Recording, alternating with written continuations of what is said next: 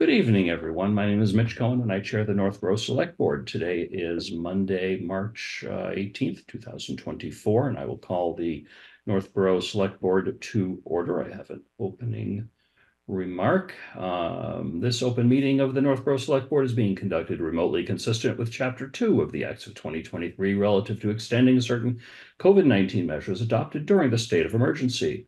All members of the Northborough Select Board, in addition to the Northborough Board of Health, are allowed to and encouraged to participate remotely. The Act allows the Northborough Select Board to meet entirely remotely so long as reasonable public access is afforded, so the public can follow along with the deliberations of the meeting. And I'm not going to repeat Northborough Board of Health all the time, but so it counts too. Public is encouraged to follow along using the posted agenda unless the chair notes otherwise. Members of the public who wish to view the live stream or the recording of this meeting may do so by going to Northborough Remote Meetings on YouTube via the link listed on the agenda. Ensuring public access does not ensure public participation. Unless such participation is required by law, this meeting will feature public comment. I'm going to go around the room and ask the members of the select board to identify themselves and or rather confirm that they can hear and be heard just in the order on my screen. Julianne Hirsch. Here. Laura Zeiton. Here. Lisa Maselli. Here. Kristen Wickstead. Here. All right. We also have with us Town Administrator Tim McInerney. Here. Diane Wackel, Assistant Town Administrator. Here.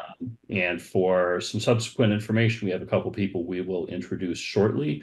So the primary purpose of tonight's meeting is joint with the Board of Health for a public hearing on a proposed administrative organizational change. We do have something else on our agenda that came up last minute that we're going to take care of quickly and then get back to the main purpose of the meeting. So I will invite Andy Dowd to tell us about the appointments of Terry Green and Kimberly Shepard as temporary registrars for the purpose of participating in a district-wide election recount on Thursday, March 21, 2024 at 9 a.m. Good evening, Mr. Chair, members of the board. After the March 5th presidential primary election, a recount petition was filed by one of the candidates, a candidate for Republican State Committee woman. And she requested a recount based on, it was a 33 vote margin of loss in her case, although she won in Northborough by almost 500 votes. But the recount is allowed due to the percentage difference between the two candidates. So she filed a successful petition, and the recount will happen in each town within the district, which is our Senate district. So Worcester, Northborough, West Boylston, Boylston, Berlin, and Bolton. And our recount has been scheduled for this Thursday, as you said, March 21st. Due to my absence, I'm on vacation out of state, and also another registrar who is unavailable, we will need to appoint two folks as temporary registrars to serve in the recount. And just so you know, the registrars primarily serve as the judges at a recount. If a vote that is being hand counted should be questioned, it is brought to the registrars for review, and they make a final determination of, in their opinion, how the vote should be counted. So this will just be a temporary appointment simply for that event on Thursday only. Any questions from the board? Not seeing any hands. I think you've done an excellent job explaining that to us.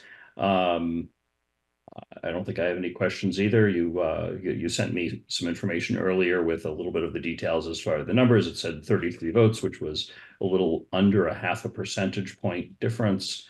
So that's interesting. I am a big fan of recounts when they are justified, because oftentimes, really all the time that I've participated in them, they really validate the programming and the use of the counting machines that towns in Massachusetts use. So I have no reason to think it will be anything otherwise. If this flips more than a vote or two here or there, I'll be surprised.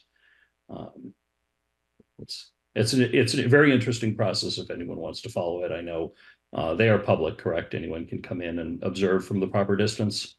Yes, it's open to the public if anyone wants to observe the process. We're going to be set up in the gym at Town Hall to give us enough space. They'll have teams of folks that will be hand counting the ballots. We'll have counsel there, police officer there. The candidates are allowed to have observers throughout the process. So I expect it'll take probably 3 to 4 hours. Is 1,820 ballots, I believe, that need to be hand counted. So depending on how quick the teams work, it should go fairly.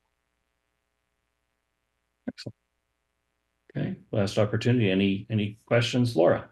I just had a quick question. Will we send out a note letting people know if the recount changes the outcome?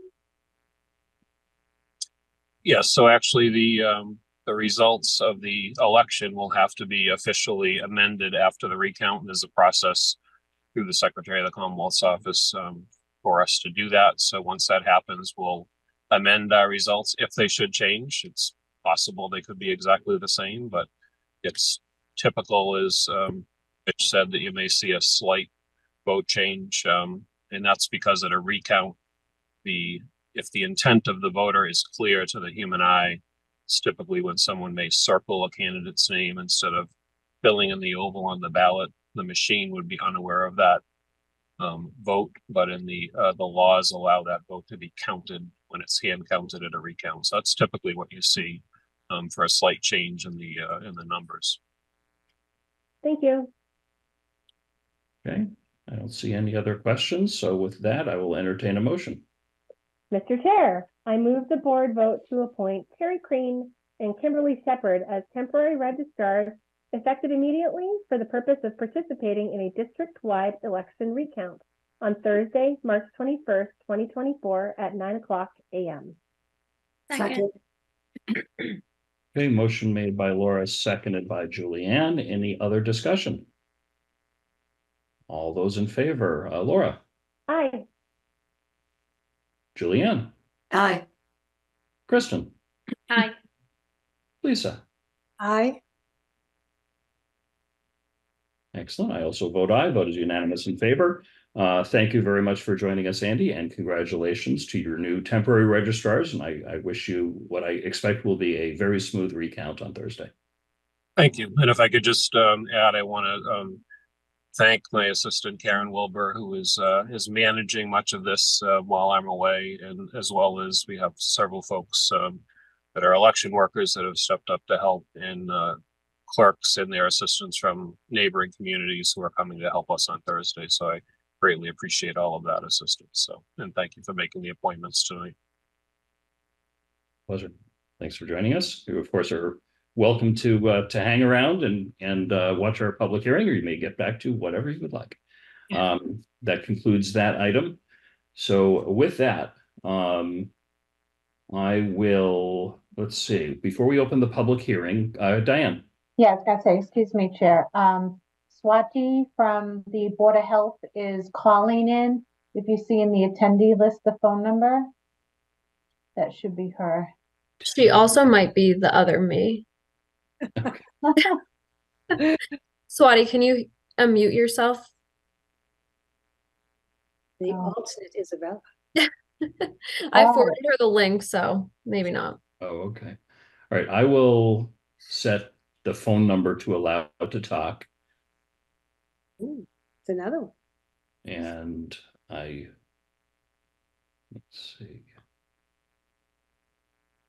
Hopefully the caller remembers it's *6 or *9 to unmute on phone. I don't.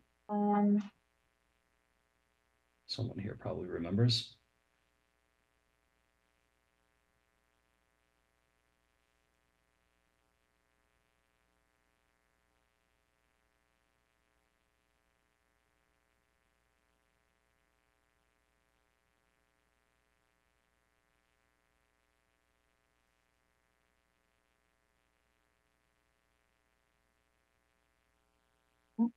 Her.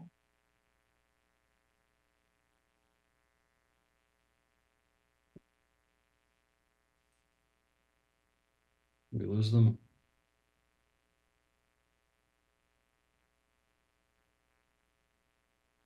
I don't see that phone number anymore. Correct. I don't either. Just looking it up so we can, well,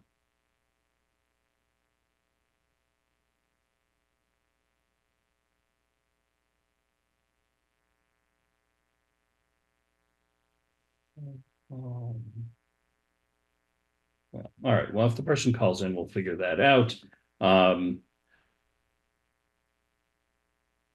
So I see, Dilip, is this how you pronounce your name? I apologize if I've got it wrong. Yes, Okay. Dilip, welcome from the Northborough Board of Health. Do we have any other Board of Health members on the call right now? Lisa. Yes, hi. I said hello earlier Oh, hi. on the call, but I'm here. Yes. Yes, thank you for joining us. Virtually. All right, so it appears we do not have a quorum yet of the Board of Health. Oh, we have another, okay. Let's see. I think the other you. Swati, is that you?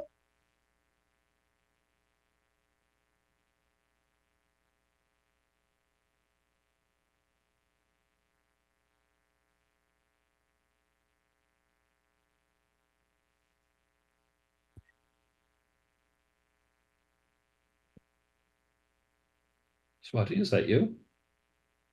You raised your hand. You're unmuted now. You should be able to speak.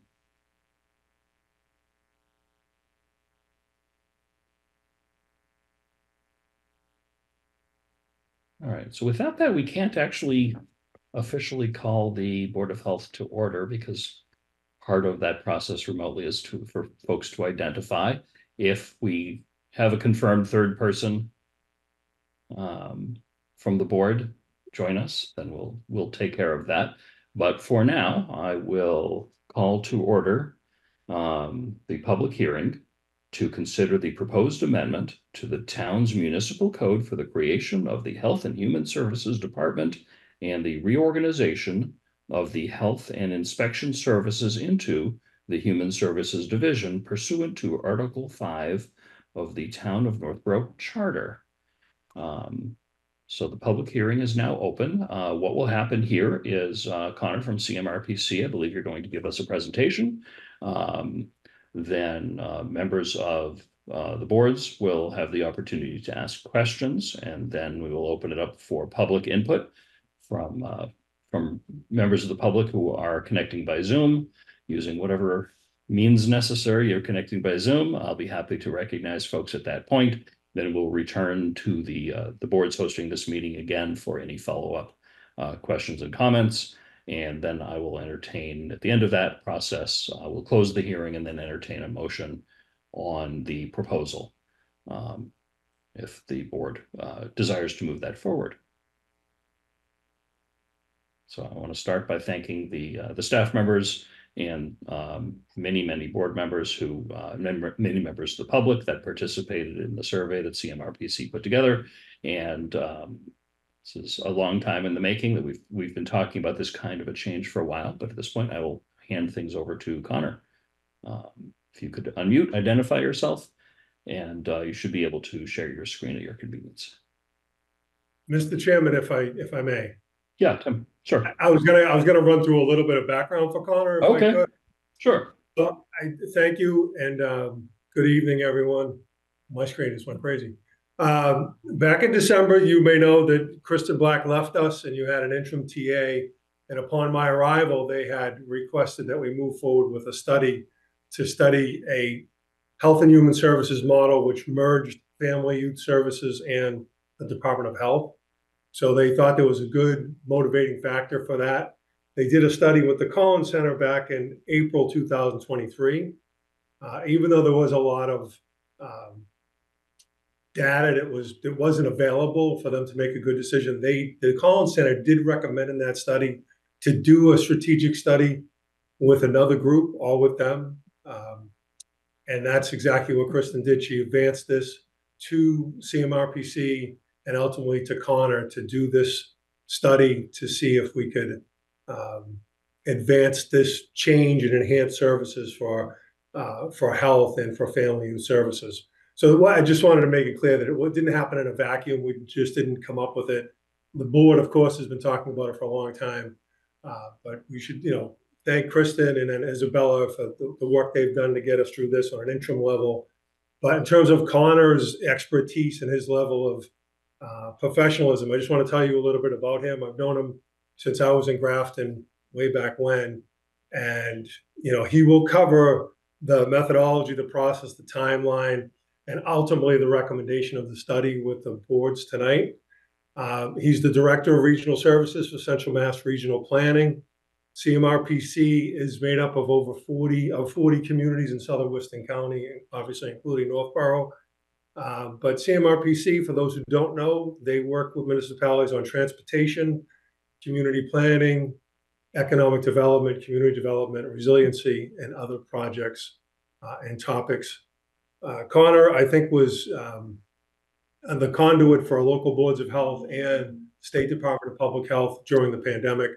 So there's a lot of work that he did regarding public health. And now he actually helps in Central Mass create the governance for the Greater Boroughs Health Alliance. I call it the Health Alliance. I know it's not the proper term, but he played a critical role with that. So he knows public health. He knows the needs. The study that he worked on here, it'll be displayed pretty quickly, the level of thought and professionalism he put into this as well. So Connor's going to walk you through the study. I'll just ask Mr. Chair, if it pleases you and pleases the boards, if we could wait until the end for questions, we could let Connor get through his presentation, and then we can take questions from the public and obviously from the boards. But that's my introduction of Connor. That sounds good. All Great. right. Thank you very much, Tim. Before we begin, Isabella, I see that phone number again. Yeah, in our can you try attendees. one more time to make her a panelist, please? Absolutely. And then Swati, you just do *6. I looked that up too. Can you hear us? Can you talk? Okay, can you hear me? Yes, perfect. Thank you so much. Okay, Swati. great. Okay, now that we have a Yeah. quorum of the Board of Health, we have to delay you, Connor, one more moment for someone to call the Board of Health meeting to order. I don't see the chair, so I will let the Board of Health decide who is chair and absentee. I didn't see a vice chair listed on the roster. So I am the vice chair. Oh, excellent. So I will call the Town of Northborough's Board of Health meeting to order on March 18th at 7:20 p.m. And if you could ask each of For the the roll. board members Okay. to just confirm that they can hear and be heard. Right. Lisa Bennett Johnson Present? and Swati Sani, Yes, present. and I, Dilip Jain, am present. Fantastic. All right. Thanks for going through that. Connor, now it's your turn for real. Beautiful. Thank you so much. And thanks for having me tonight. Thanks for shouting out all the people who did the survey. There were a lot, and all of the staff that took time to participate in meetings and interviews with me. Extremely insightful group and really generous with your time. Special thanks to Isabella in her interim role as director, and Tim, who, as I mentioned, I think in some ways inherited the project, but really embraced the challenge, met with me often to make sure we were on the right track. And they clearly care deeply about delivering the best possible services for residents, and that energy made this a really exciting project. So thank you for that. I'll walk you through some of our methodology. Our assessment involved a multifaceted approach to gather a thorough understanding of the needs and opportunities within the community. Included a town-wide survey posted to various Facebook pages, the town website, with social clubs, public access, the superintendent's newsletter. There were also flyers. I think Isabella was running around putting them at town hall, senior center, and the library, all resulting in impressive 184 responses. We held stakeholder interviews across most department heads and with several local organizations like Helping Hands, the Special Benevolent Fund, Metro West Health Foundation. And then we also held 8 meetings with model communities and statewide associations to learn from their experience. There are towns that have health and human services models, so that really helped define what the possibilities are. And there was a lot of data to pull from here. You had the April of 2023, the Collins Center report that Tim referenced. That was extremely helpful. Reports from the Interface Behavioral Health Referral Service. And then we pulled heavily from annual reports and recent community health assessments, all to inform our findings. So I'll walk you through some of the current operations in Family Youth Services. They have experienced significant changes and adaptations, especially highlighted by its operation with the part-time administrator for quite a while. They are short the director, obviously, and there's a part-time counselor position that's been historically hard to fill, likely because of the pay and it's part-time. So the interviews we held revealed a range of perspectives on Family Youth Services, with the common theme really being a need for more understanding about the department's operations and less directly involved. So during the pandemic, they were largely focused on connections to resources and referrals, and often time consuming due to the complexity of those cases. Behavioral health referral services through the contracted interface service have become key to the operation, with Doreen, from my perspective, going beyond her job description to be as responsive as possible while they've been short-staffed. She might even be on the call, so just huge shout out to everything she's been doing for the town. And while the town has been without the director or counselor, they've been contracting with the Family Success Partnership Group that's out of the Assabet Valley Collaborative on an interim basis, about 10 hours a month. And that's really just to try not to leave residents with no access to services. So again, the Collins Center report indicated that the department primarily provided referral services to residents seeking resources and assistance, showing significant shift from direct counseling services in recent years to more of a guiding role towards appropriate resources. That transition has been further facilitated by partnerships with various organizations to address some mental, community, and public health issues. I think that shift also reflects broader trends in service delivery within Northborough, where various town departments and regional partnerships have expanded to address the human and social services needs that have popped up. And I'll talk a bit about that. And it coincides with the shift we've seen across the state, with public health being charged with more community health and wellness related work, really since the pandemic, and in response to the nationwide mental health crisis. That leads us into the health department current operations. This department has shown really remarkable adaptability in light of this shift towards a more comprehensive understanding of community health, particularly in response to the unprecedented challenges of COVID and the migrant crisis. Not only have they stepped up to respond to those events, but they're following through with recovery initiatives like Be Well Northborough, Community Resource Guide in partnership with the library and other departments, the rebranded Encompass and Drug Free Communities work, and they're serving as the host for regional capacity building with the Greater Boroughs Partnership for Health. Recent expansions to their team, including a health agent, epidemiologist in 2022, and then a drug-free communities coordinator most recently in 2023, have enabled them to introduce and manage new programs tailored to the community's evolving needs. So there are activities such as home wellness checks, blood pressure screenings, Narcan training courses, all things they want to build on. And their management of permits, licenses, fees, coupled with successful grants totaling well over $500,000 a year, demonstrate a pretty keen financial stewardship that's going to be essential for the continuity and growth of the health program. So I'll get more into this later on, but it is important to keep in mind the health department grant funding is several times larger than its local funding. And this chart here actually shows town funding is somewhat low compared to the statewide average per capita. That's shown in the chart there. In terms of staffing, you have currently an interim health director who's also the shared services coordinator and epidemiologist. She's wearing a lot of hats right now. You have a health agent that's shared with the 3 other greater boroughs towns, and that's mostly funded by the grant. You have shared public health nursing, mostly contracted, and then you have the drug-free communities coordinator as well as an administrative assistant.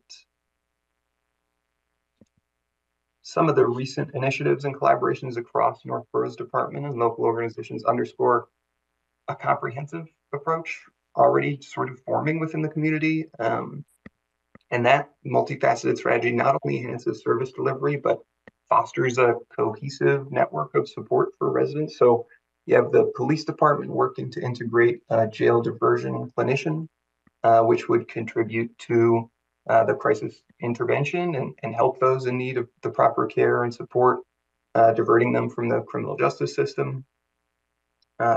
This individual could also provide support to individuals experiencing a sudden loss or traumatic event.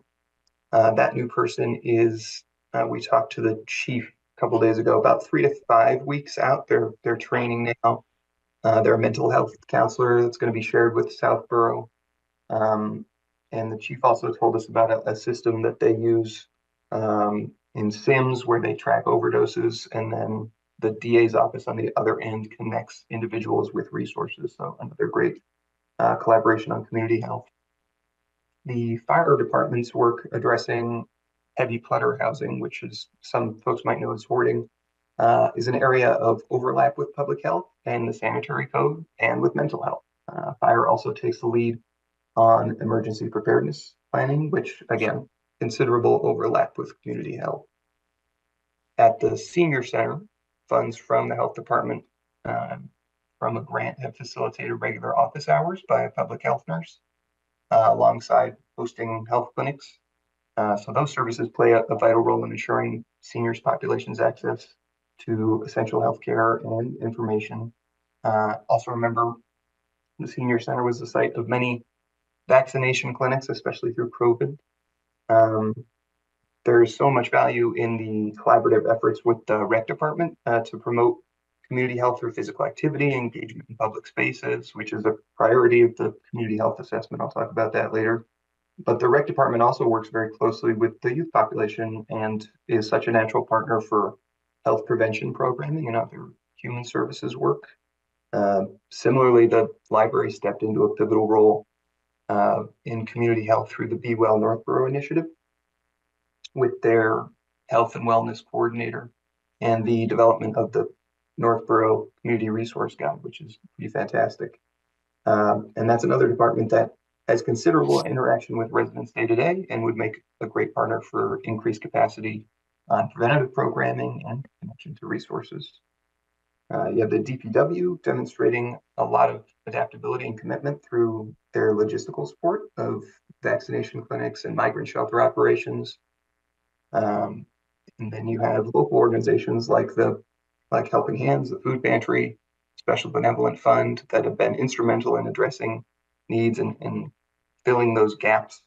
And then finally, I have schools here actively engaged with the Encompass and Drug-Free Communities program, further supported by a $100,000 grant that the health department wrote for the Metro West Health Foundation.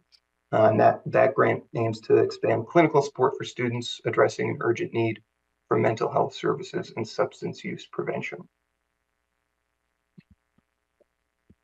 All these examples represent the collaborative spirit, dedication to health and well-being that characterizes the sort of existing staff approach across departments.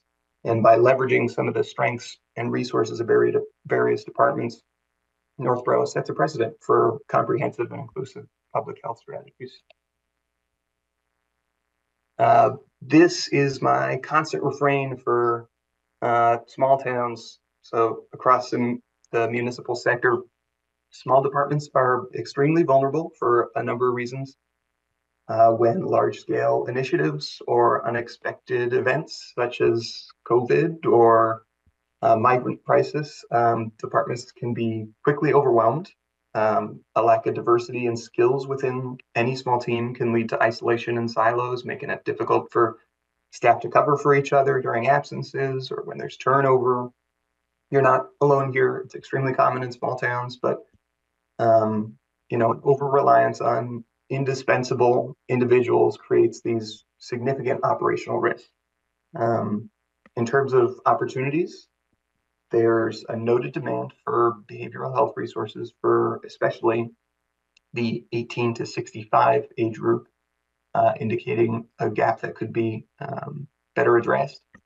There's improved data management and preventative programming, including outreach and education, all areas where we could significantly impact the community. And there's a strong desire from town departments and local organizations for increased collaboration, especially on some pretty daunting community health issues. A focus on community health should be accompanied by pursuit of additional community health funding, which is certainly out there.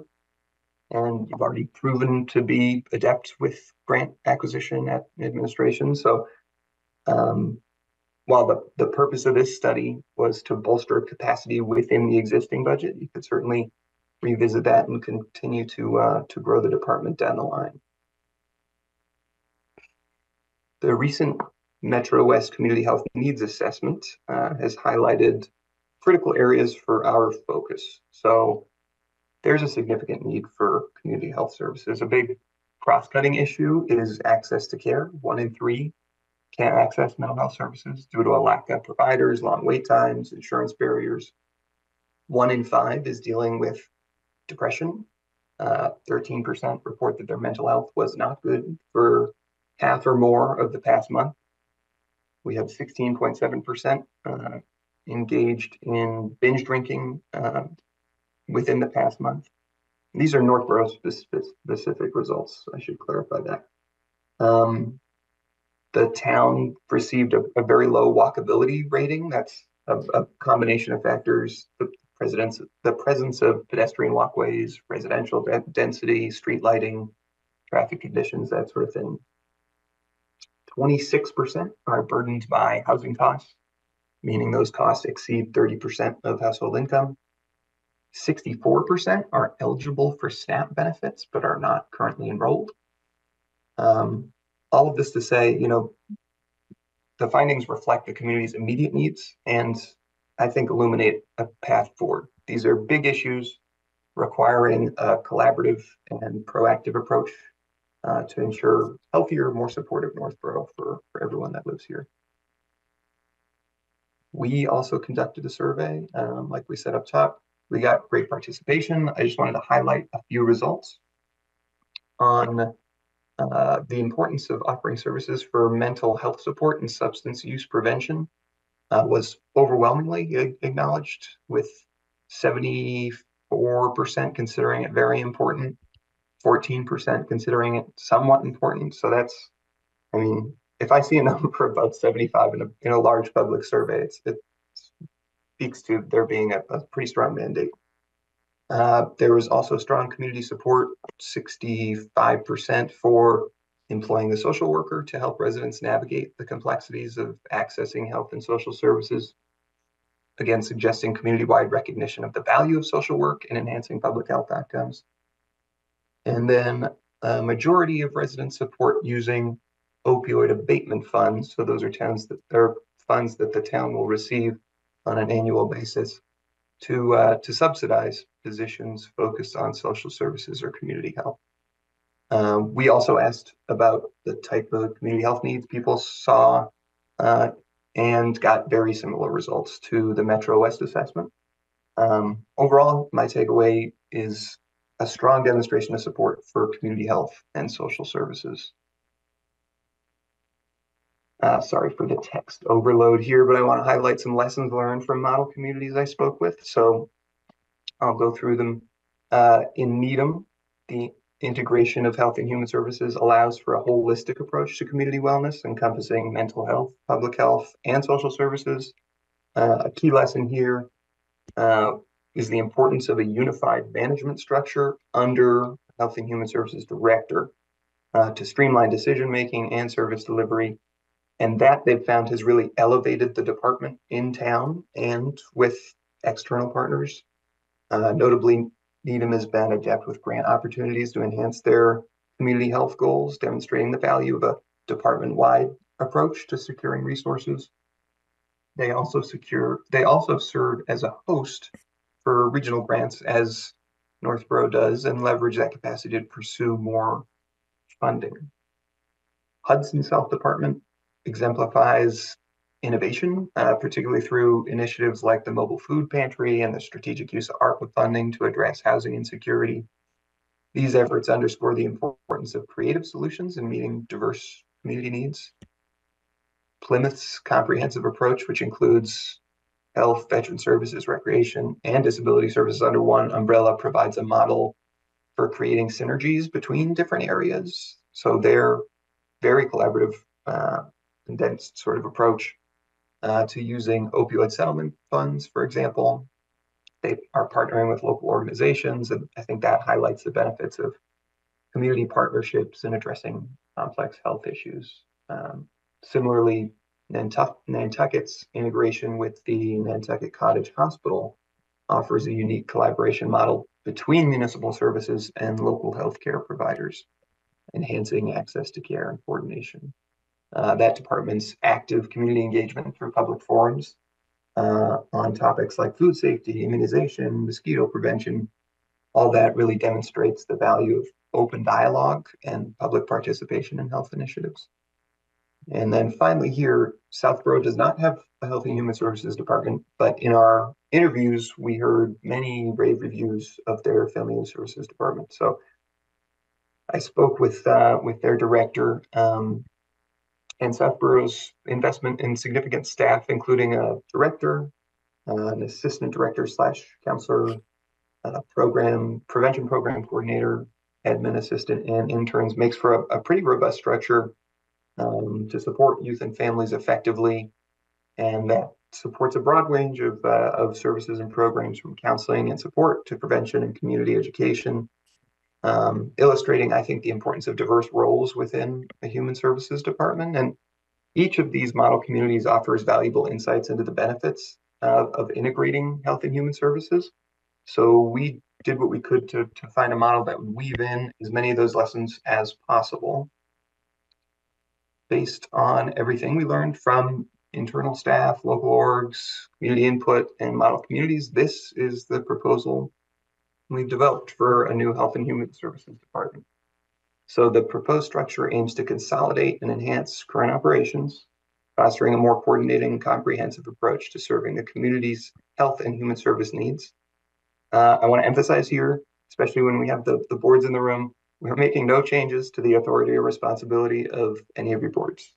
Board of Health, Youth Commission, Select Board. This is a recommendation to improve administrative efficiency given existing human and capital resources. So Board of Health would continue to provide guidance on the health aspects of the department. And we hope a reinvigorated Youth Commission would direct some of the more human services elements of the department's work. It's not a situation where one department is taking over another, because there's so much work they share. Projects like the migrant shelter or drug-free communities or opioid dollars, preventative programming around health and wellness. This unified structure would allow for a more streamlined and coordinated utilization of resources. So on the next slide, I'm going to walk through each proposed role. But you can see here, there's a director of Health and Human Services along with 9 supporting roles. It's 7.5 full-time equivalents, so some are part-time. And 4 of these are shared positions, shared with other towns. I've color-coded by funding source, and we'll talk a little bit more about the budget later. Green being the Public Health Excellence grants. That's the Greater Boroughs group. Those are long-term, stable. As far as grants go, there's no sunset date for those. As long as the state keeps funding it in its budget, those are set to continue. They're guaranteed through at least FY27. So a very stable funding source as far as grants go. Yellow is town funding. Blue is drug-free communities funding. Again, very long term. It's at least 5 years, likely closer to 10. And then we have orange as opioid abatement settlement funds. We've proposed allocating 30 of the town's approximately 55,000 yearly distribution. In terms of hierarchy, we see the health inspector taking the lead on environmental health with a part-time sanitarian coming on board to support inspectional services, given that the director will not be conducting inspections.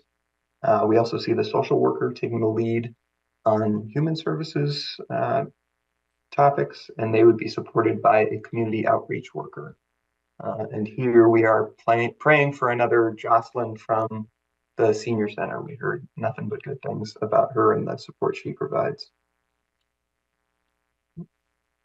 So the new label here refers to positions that you would need to hire for. The priority being the director. I should also mention I have model job descriptions. My next step would be to write formal job descriptions, should you approve of the recommended model. The director here is the most important piece of the puzzle. It's something I asked all our model communities, what should we be looking for? What are the skills, characteristics? And there were really 5 things. Strategic vision, right? You have to be able to align departmental goals with the town's overall health and human services strategy, ensuring programs effectively meet needs. So you need someone who knows community health well and has good knowledge of public health. So they need both sides of health and human services. They need strong leadership skills to manage diverse teams, foster that interdepartmental collaboration, and engage with the community's external partners. They would need really great grant management skills, proficiency in securing and managing them. They'd have to be collaborative in their mindset, and they have to be adaptable, always committed to continuous improvement, staff development, and responding to really what we've seen rapidly evolving community health challenges. The social worker would lead human services work, case management, and program development. If you can find someone who has their independent licensure or could do, direct counseling, that's a big benefit to help bridge while people are waiting for services or in crisis. It is a tough market for that skill set. And the priority from our stakeholders seems to be making connections to services, not necessarily direct counseling. And then we have a community health or community outreach worker that would support human services work and focus on public education and prevention programs. They could also work on case management, much in the way Jocelyn does at the senior center. And then while you do have a contract with Salmon BNA for nursing services, and we aren't suggesting reducing those services, bringing a public health nurse as Northborough, or for Northborough, sorry, would allow for more sustainability, provide health screenings, vaccinations, as well as support for prevention programs and health education. And that's a position that would be mostly funded by the regional grant.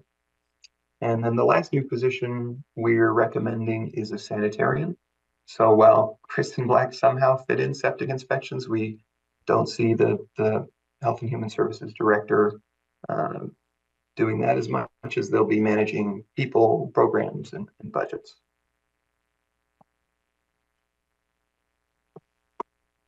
First, I want to show you what the current budgets are for health and family use services. I'll try not to get too much in the weeds here, but in FY24, family use services is at 184,000, health at 215. That's town funding. The grants for the health department are massive. We have the Public Health Excellence Grant, Greater Boroughs Group, that's 460,000 per year. There's a Drug-Free Communities Grant. We mentioned that's 125,000 per year. The Contact Tracing Grant covers decent chunkier public health nursing contracts, contracted services, and a few other things. That's 260,000.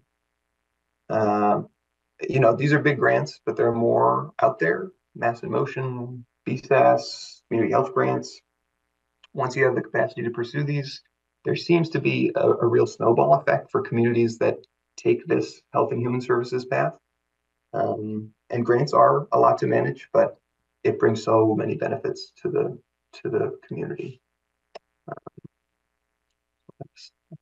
Again, try not to get too into the weeds. There is a crosswalk of town versus grant funding in the plan. It's a bigger table. I want to emphasize that the town is being strategic about what's town funded or partially town funded to maximize the benefits to the town and sustainability of positions over time. So I also want to emphasize that this departmental budget increase from 399 to 402 is a less than 1% increase. And the reason for that is that our task was really to work within the box of existing human resources, financial resources to find efficiencies. It's not that I would steer the town away from putting more funding towards these, and you could certainly do that in the future, but this is our focus for this plan. On to implementation. So tonight's a great start for public education. The recommendation here is to continue promoting the findings and proposed model, answering any questions along the way. If successful, the warrant article would be approved at town meeting.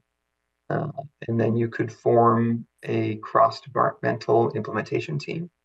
I think, important to lead with a collaborative effort from the outset and through the hiring process to ensure the new director would be a good fit. That's something folks felt pretty strongly about. And then with the new staff on board, they'd have some work to do in terms of aligning programs, policies, and procedures across the department. Longer term, it'll be important to track progress. So we've recommended some key performance indicators, and those are service utilization, so tracking the number of individuals and families accessing services, community engagement, measuring engagement through attendance at community outreach events, participation in preventative programs, feedback collected from community surveys. Another performance indicator would be staff performance and retention, conducting annual performance reviews, monitoring turnover rates, tracking completion of professional development opportunities. Grant funding success, certainly. Evaluate the number and amount of grants secured by the department, focusing on those that support newer expanded services, and program outcomes. So for critical programs like drug-free communities or mental health counseling, public health nursing, establishing specific outcomes to measure effectiveness annually, such as reduced substance use among teens or increased vaccination rates.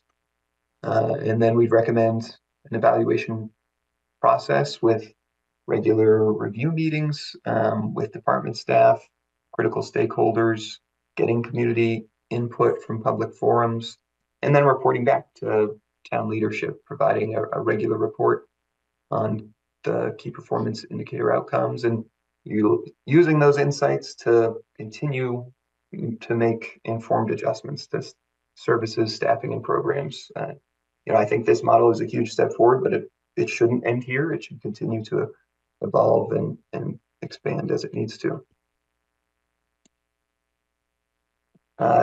Tim wisely suggested that we try to ground truth this a little bit. So to illustrate how a unified model would play out, sort of real world, consider a scenario where a health inspector from the health department responds to a housing complaint regarding unsanitary living conditions in a home.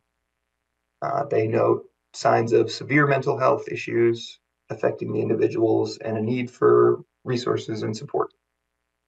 So currently, the response would be sort of fragmented with mental health components. There's a lack of integrated support and follow-up, and inefficient communication and data management between departments. With a unified model, you could have a pretty quick and coordinated response. That the health inspectors and mental health professionals would collaborate. They address housing and mental health needs simultaneously. You'd have integrated case management, right? Coordinated internal referrals that ensure comprehensive support and follow-up within that same department. And ultimately, I think better outcomes. unified services leading to better resolution of both environmental and mental health issues, improving sort of well-being overall. And Tim raised another good point when we had this discussion. What about when people refuse help?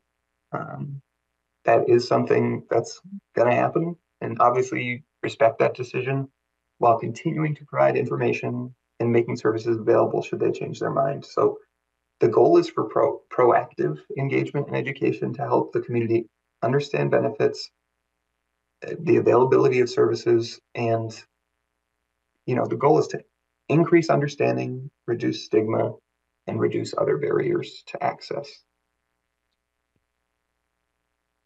And just to wrap things up, there are significant areas where improvement and growth can happen. Integrating the health department and family youth services, that's going to streamline services, foster a more coordinated response to public health and social service needs. It's going to leverage shared resources and expertise, identify or address some of the identified gaps, especially for that 18 to 65 age group, and bolster collaboration with other departments like police, fire, schools, library, senior center. Proactive approach to grant opportunities, so capitalizing on available funding opportunities to bolster the town's capacity, including opioid abatement funds, substance use prevention, with a focus on the social determinants of health. A unified department would be in a much stronger position to pursue a broader range of grants for supporting innovative programs and services. Enhanced outreach, so expanding efforts in mental health awareness, substance use prevention, and healthy living initiatives to facilitate early intervention and improve community health outcomes. Expanding collaborative efforts, like we said, strengthening partnerships within departments, schools, community organizations. Recruitment and staff development, so focusing on attracting mission-aligned, dynamic individuals through a collaborative hiring process.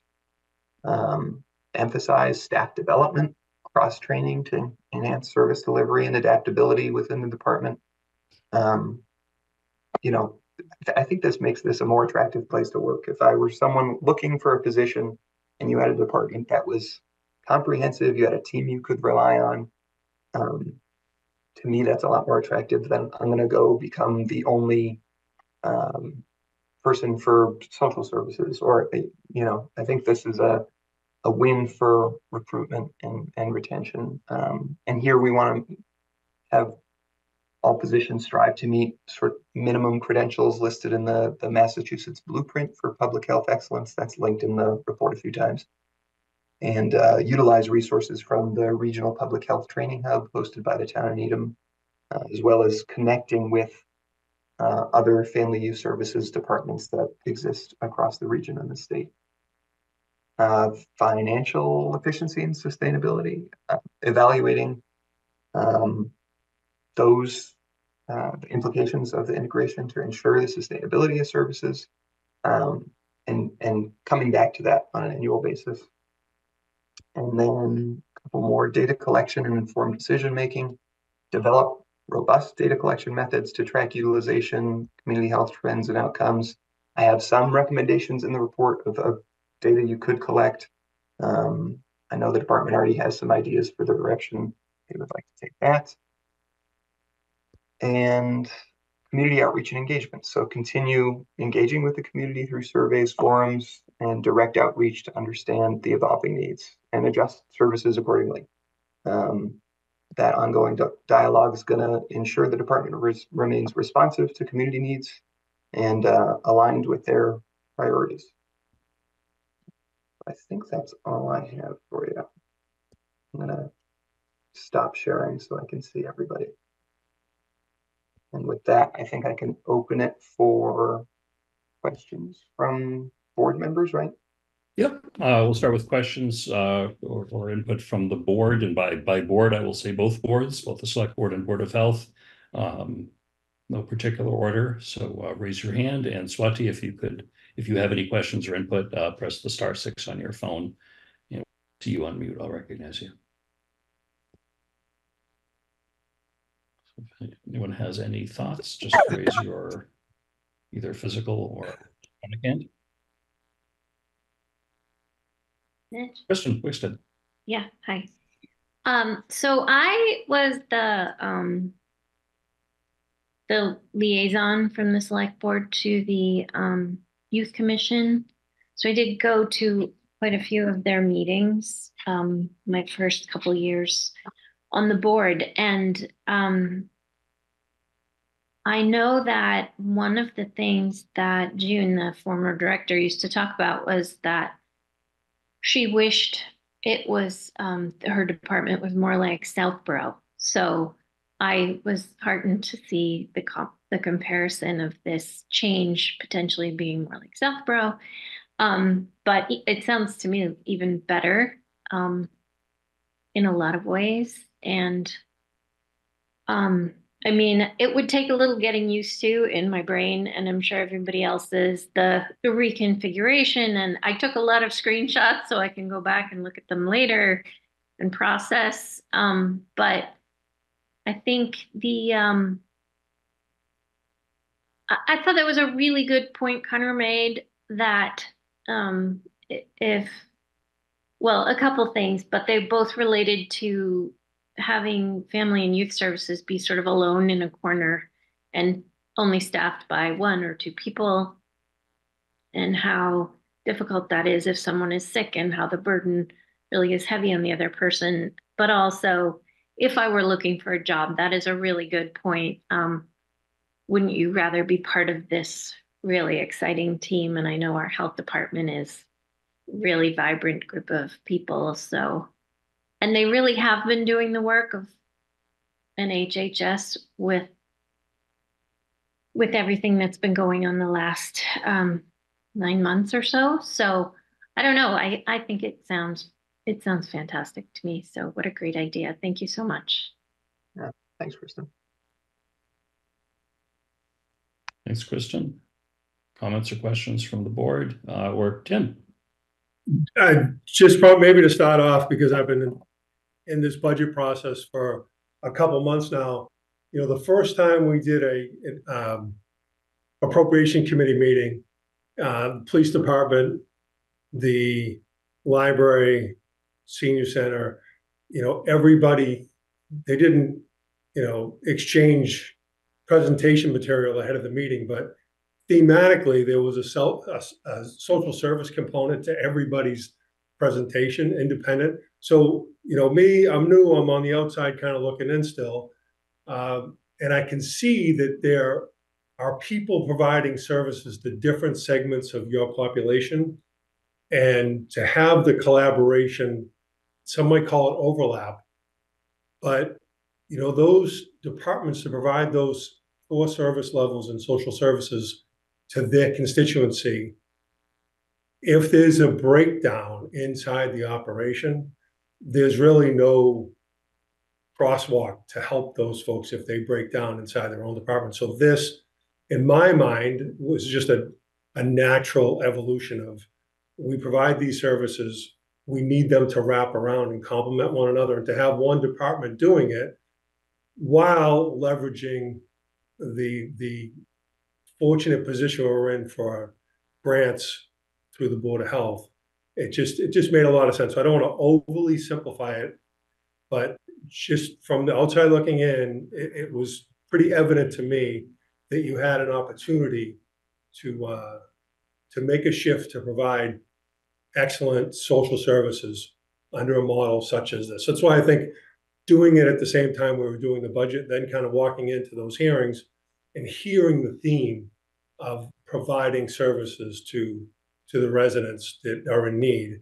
It resonated with me, and it's anecdotal at best, but I wanted to share that with the board, that I kind of see it walking in the door.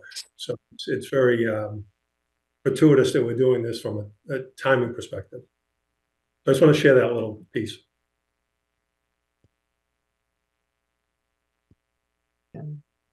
Julianne and then Laura. Well, I'm going to ask one question, then I have a whole bunch, so I'll ask my one question and then let Laura go. But first of all, it was a great presentation and it was a great report. It's very complete. And I have to thank CMRPC and Connor for that. But Tim, don't go away for a second.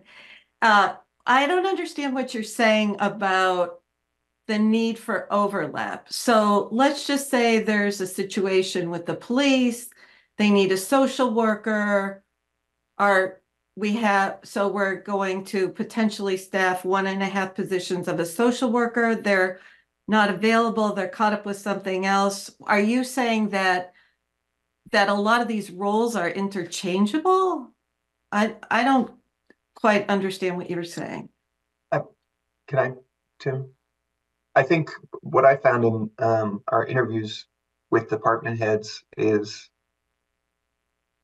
folks from the library, for example, are not equipped to deal with someone who's in a crisis situation. And they don't necessarily have someone that they can pick up and call for advice on how to deal with that situation. I think the same is probably true across most departments. I think library probably is encountering that the most because they're dealing with the public the most, but the same is true for the fire department if they are in a situation in a house with heavy clutter like we talked about, or certainly with the police department. So I think what Tim was pointing out was having that skill set centralized somewhere will help the various departments collaborate on what has been a challenging issue. Does that sort of capture it, Tim? Yeah. Yes. But it doesn't necessarily have to be this organizational model to you know, for the librarian to call social services. Oh, I see what you're saying. Well, I think because you do have a bigger department, there are more opportunities for cross-training. So while you would still have, you know, a social worker and a community outreach worker, or probably your first go-to people, you would also have an administrative assistant who could assist with, you know, fuel assistance application comes to mind, or a health and human services director that knows, oh, if you're having this issue, there's actually a great private healthcare option for you in Worcester that I could direct you to. Yeah, but those are not emergency things. Anyway, take any more of your time, but I will reserve the right to ask my further questions after Laura. Thank you. Laura. Okay, thank you. So I really appreciate all the thought that went into the study and the community outreach and the information that you've shared. I joined the select board in May, and I have experience working with family and youth services, both for myself and, you know, and folks in the community. It's hard, you know, to look at this from the lens that we have an unfull board of family and youth services. There's only, I think, 3 members right now. So that's really, you know, eye-opening. I know we lost 2 people recently because of the lack of staffing and staffing support in family and youth services.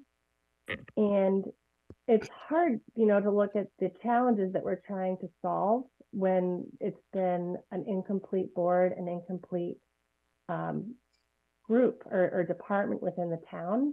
I loved the Southborough model because they are keeping that group independent. And I was a little bit concerned about, you know, adding 5 new people with a director whose primary responsibility would be for grant applications. And that seems like a big, that's a big reliance on grants being approved for the town that we would be responsible for if those grants didn't come through. So adding all of these new people and the reliance on grant funding was also something that caught my attention. But ultimately, you know, looking at this model, the most important goal of family and youth services is really been the reliance and help for mental health. And I'm not sure that spending all of this money would help ultimately solve that giant need for our community. And so I'm just trying to understand, you know, or share my feedback based on the report and experience with it. So I'll just pause. That's just my first feedback on this. So I can definitely speak to the first part of it, that you're concerned about a reliance on grants. It makes sense. I mean, you give up some autonomy when you're going for grant funding, but But to me, the pros far outweigh the cons. The amount of grant funding that's available that can support the town in various ways, as well as the programs that we're talking about, are not traditional grant programs where you get funding for a year or two and then have to figure out something else. These are long-term, and the town's been strategic about, keeping new staff positions tied to long-term grants. And then I might have to ask you to repeat the last part of your question. There was a concern about whether we're meeting the need. Yeah, I mean, we haven't had a full family and youth services board, and we haven't had people in that department for a great deal of time, and it was historically understaffed. So when we're looking at that as the foundation to make these recommendations, Sure. I really wonder if it would be better just to really invest in what was identified by that board when they were full as what was needed for that department to be successful and to really serve the community. Yeah, to that I would say, we are adding another position. So if you looked at the sort of business as usual staffing for family services, there's a director, a part-time counselor, a part-time admin. We're adding a community outreach worker. There's a director, and there's a social worker. So, and then a full-time administrative assistant. So I do think you get more than you would with the sort of current model. But like I said in the presentation, I would not steer you away from considering growing that more, putting additional town funds towards the human services element moving forward. And I see Isabella has her hand up. If I may, so my name is Isabel, I'm the interim health director, and I just wanted to speak a little bit to the grants. So, and currently that's what I manage. So long-term grants are where we have our staff. So all of our, like our health agent, our shared service coordinator, even the DFC coordinator, they're all long-term grants. So we really can depend on those for 5+ years. These short-term grants are used for programming and contracted positions. So we're not in that position where staff are going to lose their jobs or anything like that. So we really look for these long-term grants for staff. Just wanted to clarify that piece, Connor. Thanks, Isabel. Okay, Lisa Johnson. Hi, Connor, thank you so much. It was really nice to hear you explain the report. I've had a chance to look at it a few times, but it's always nice to have a PowerPoint and the expert present it. So I've been on the board for about a year now, and I was appointed by Kristen. When Dr. Black appointed me, I had no idea of how incredibly talented she was. I wish the town could see what she did behind the scenes during COVID and up until the time she left with the immigration crisis.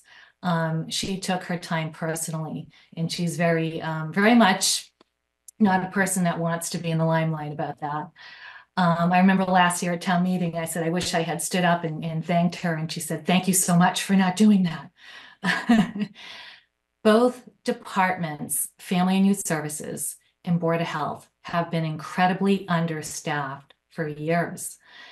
When Dr. Black stepped in around 2020, there's been a phenomenal change in advancements due to grant funding and the vision that she brought in. She brought in an epidemiologist. We now have the drug-free coordinator and so much more. So if you don't have an MPH lens, a public health lens, or you haven't been in the trenches, I can appreciate that it may seem a little odd to look at this model. But Julianne, I would invite you to shadow some of the crisis situations that our health agent and interim director see firsthand here in our town. This is not advertised, it's not talked about, but we have significant challenges that for the first time are really being handled in a proper way. And as far as Family and Youth Services go, Laura was talking about, well, let's look back historically and see what perhaps was recommended before. We're really trying to be proactive and to use evidence-based models to bring our town to where it needs to be to meet the needs of our community. If you look at the report and you read that qualitative, that rich information that our neighbors have provided, we're not meeting those needs. So look at the evidence to appreciate the health and human services model and give it a chance. Grant funding is extremely available. We're much more competitive when we are a health and human service model. We're already getting a significant amount of funding that's already made such a difference in this town. So it's really not costing our town anything. So I'd be really curious to see what people would think is anything negative going forward about this. There's nothing but real value to bring to our community. Thanks, Lisa. Got a couple of comments myself, and we'll continue with questions from the board or boards. Connor, one thing that I always note is in the service opportunities slide, you don't have to bring it back up. You referred to the schools, really the 18 to 64 area as a gap. Another gap that is sometimes forgotten are kids during the summer. That schools really, our school departments here have a great program for helping kids, with mental health crises and things like that, which are certainly very prevalent among the youth. But that 2.5 month gap is a gap. So that's something that, I hope with whatever the form going forward is, that we'll have the capacity to plan for that and deal with that. One of the reasons that I do like this proposal is, in the current model, even if for fully staffed family and youth services, the department head is also really the primary counselor. And there was this open position for a part-time counselor for years that was never filled. I like that we're taking the administrative role of that and splitting that out, so that the social worker that we would hire as a full-time social worker would be concentrated on just that, and additional adding the outreach worker, which is a position that doesn't exist now. I really like that for dollar, it's essentially the same total cost for both systems. We would have a lot more in what we would call family and youth services support role for the community. And then I have a suspicion that we have a lot of unmet need that we haven't even identified in the community because of the lack of staffing and maybe the way that the prior department was organized. Maybe it could have been better, and certainly having some outreach there. I would not be surprised if we adopt this plan, and especially with the outreach person, we may find a lot more than what we think there is. And maybe then it might be justified to add an additional person. Not proposing that now. It wouldn't shock me. It wouldn't shock me if we just sort of unearth that need. A question that I think was on one of your slides, Connor, the Youth Commission, which is an important committee, was the staff liaison for that was the head of Family and Youth Services. Would that now be the director of this new combined department? Okay, yeah. So they would have a director level position at all of their meetings. Correct. Okay. And then the last question I'll ask for now, I may have some more in a little bit. Looking at health and human services models of other municipalities, I just sort of, did a search around, and I find a number of them have additional functions within them. It runs the gamut, but I'm curious if you see, based on what you've looked at so far, any advantage of thinking forward or disadvantage of thinking forward, of combining some of the groups that I see, oftentimes animal control, cemetery functionality, senior center even, and parks and recreation sometimes fall within health and human services. That's not being discussed now. We have not done any work on talking about combining them, but I'm curious, for municipalities our size, have any of them grown Health and Human Services even larger? So yes, but the qualifier from the model communities I talked to was always, if there was a challenge in moving to the new model, it was because there weren't position vacancies. You know what I mean? There was someone in a, whatever it is, animal control that felt like they were now being put into and that created political difficulty. So, and I do this in my role at CMRPC all the time. If we're assessing a regional shared service, something like that, the best time to do it is when there's an opening turnover. And yeah, I think it would be worth exploring those things if the opportunities arise. Thank you. Dilip, you have your hand up.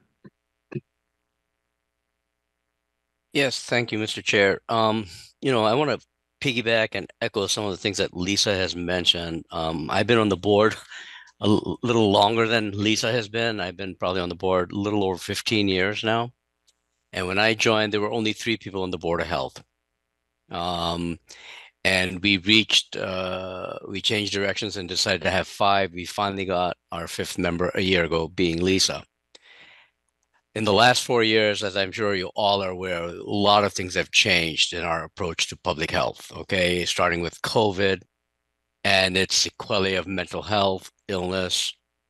Of course, substance abuse has, gone up significantly. The migrant issue. So a lot of things has hit the community in the last 4 years, which wasn't there in the previous 10 years that I've been on the board, and has not been significant. I mean, flu is there every year, it's a different type of flu, but that's been every year. But something like COVID that hit the community, hit the country, hit the state in such a variety of way, how Kristen and her team handled that, and, from vaccination rates, where we were one of the highest in the state of Massachusetts for being a model community for the migrant crisis. And then, before Kristen, yeah, some grants were being written, but not to the extent that she has written the number of grants that we have managed to qualify for somehow, being only a small community, and then to establish the boroughs, where we can leverage the strength in numbers, so to speak. So the last 4 years has seen a huge change from public health crisis. And, of course, school going remote learning, that didn't help the mental health of the kids, which unfortunately, I don't think we've seen the end result yet of some of that. You give it 5 to 7 years, we're going to see a heck of a lot more issues with that, whether it translates from drugs to significant mental illness, dysfunctional situations, et cetera, et cetera. So I don't think we've seen that yet. And I speak as a primary care physician, and Swati's a pediatrician. So you can get her input on that as well. We're going to see some of this going forward, and I think we need to have a very robust program to support that, because if we don't, all hell's going to break, Luke. I hate to say that. Thank you. Thank you. Other questions or comments from either board or staff that are part of this meeting before we open it up to the public? Julianne. So I went back and asked for the request for proposal on this report, and the request was specifically to figure out how to integrate these services. It was not what's the best model, should we do it? It was specifically for this goal. And, whenever you do these studies, I think it's always best to be as neutral as possible. And so there was definitely, I'm not a research scientist, but it seems to me that there's a little bit of a bias from the get-go. How do we get these 2 services integrated? And I just have some nagging doubts about some of the information. And So let me start. So the people who were interviewed were overwhelmingly staff and not a lot of residents. And staff probably interacts with residents way more than I do, and they know a lot. But I think I would feel better if more residents had been interviewed. Seniors, new parents, that kind of thing. Also, another concern of mine is that on page 43 of the report, it says that a lot will depend on the person who's hired to be this department head. And that person is going to have some very special qualities. And, sometimes that works out really well. Sometimes it's not the right person. And then what?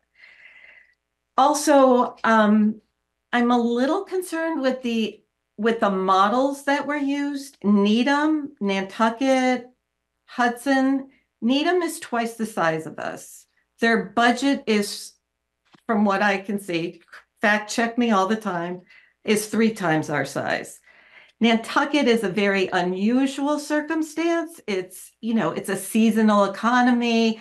Talk about wealth inequity. I mean, people who live and work there versus the people who populate the island in the summertime. That's a unique example. So I'm not sure that it really applies to us that much. Southborough does apply to us. I think it's of the examples, it probably is the most similar, and they are not, they don't have an integrated HHS. And then I do have one question, and I'm really very concerned about this. The community health needs slide says that 64% of our population is eligible for SNAP. How could you just go over where you got that information and that data? Yeah, so that's from the Metro West Community Health Foundation, Community Health Needs Assessment. I think I got the acronym right. So the SNAP gap is the difference between those eligible to enroll in SNAP and those actively enrolled in SNAP. So it's a number that often is surprisingly high to communities because the minimum to be qualified, I might need help here, is to be a certain percent below the median income. Is that right, Isabella? Yeah. Yeah, and I'll just also clarify, that doesn't necessarily mean that 64% of people are eligible. It's just of the people who are eligible, they do not have SNAP. So there's like room for improvement for the resources. Okay. I agree.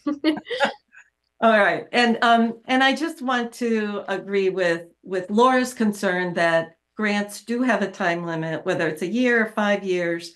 And, in 5 years, who knows what the national economy is going to be like, and we have all these positions that we have to fund. And, we're not Nantucket.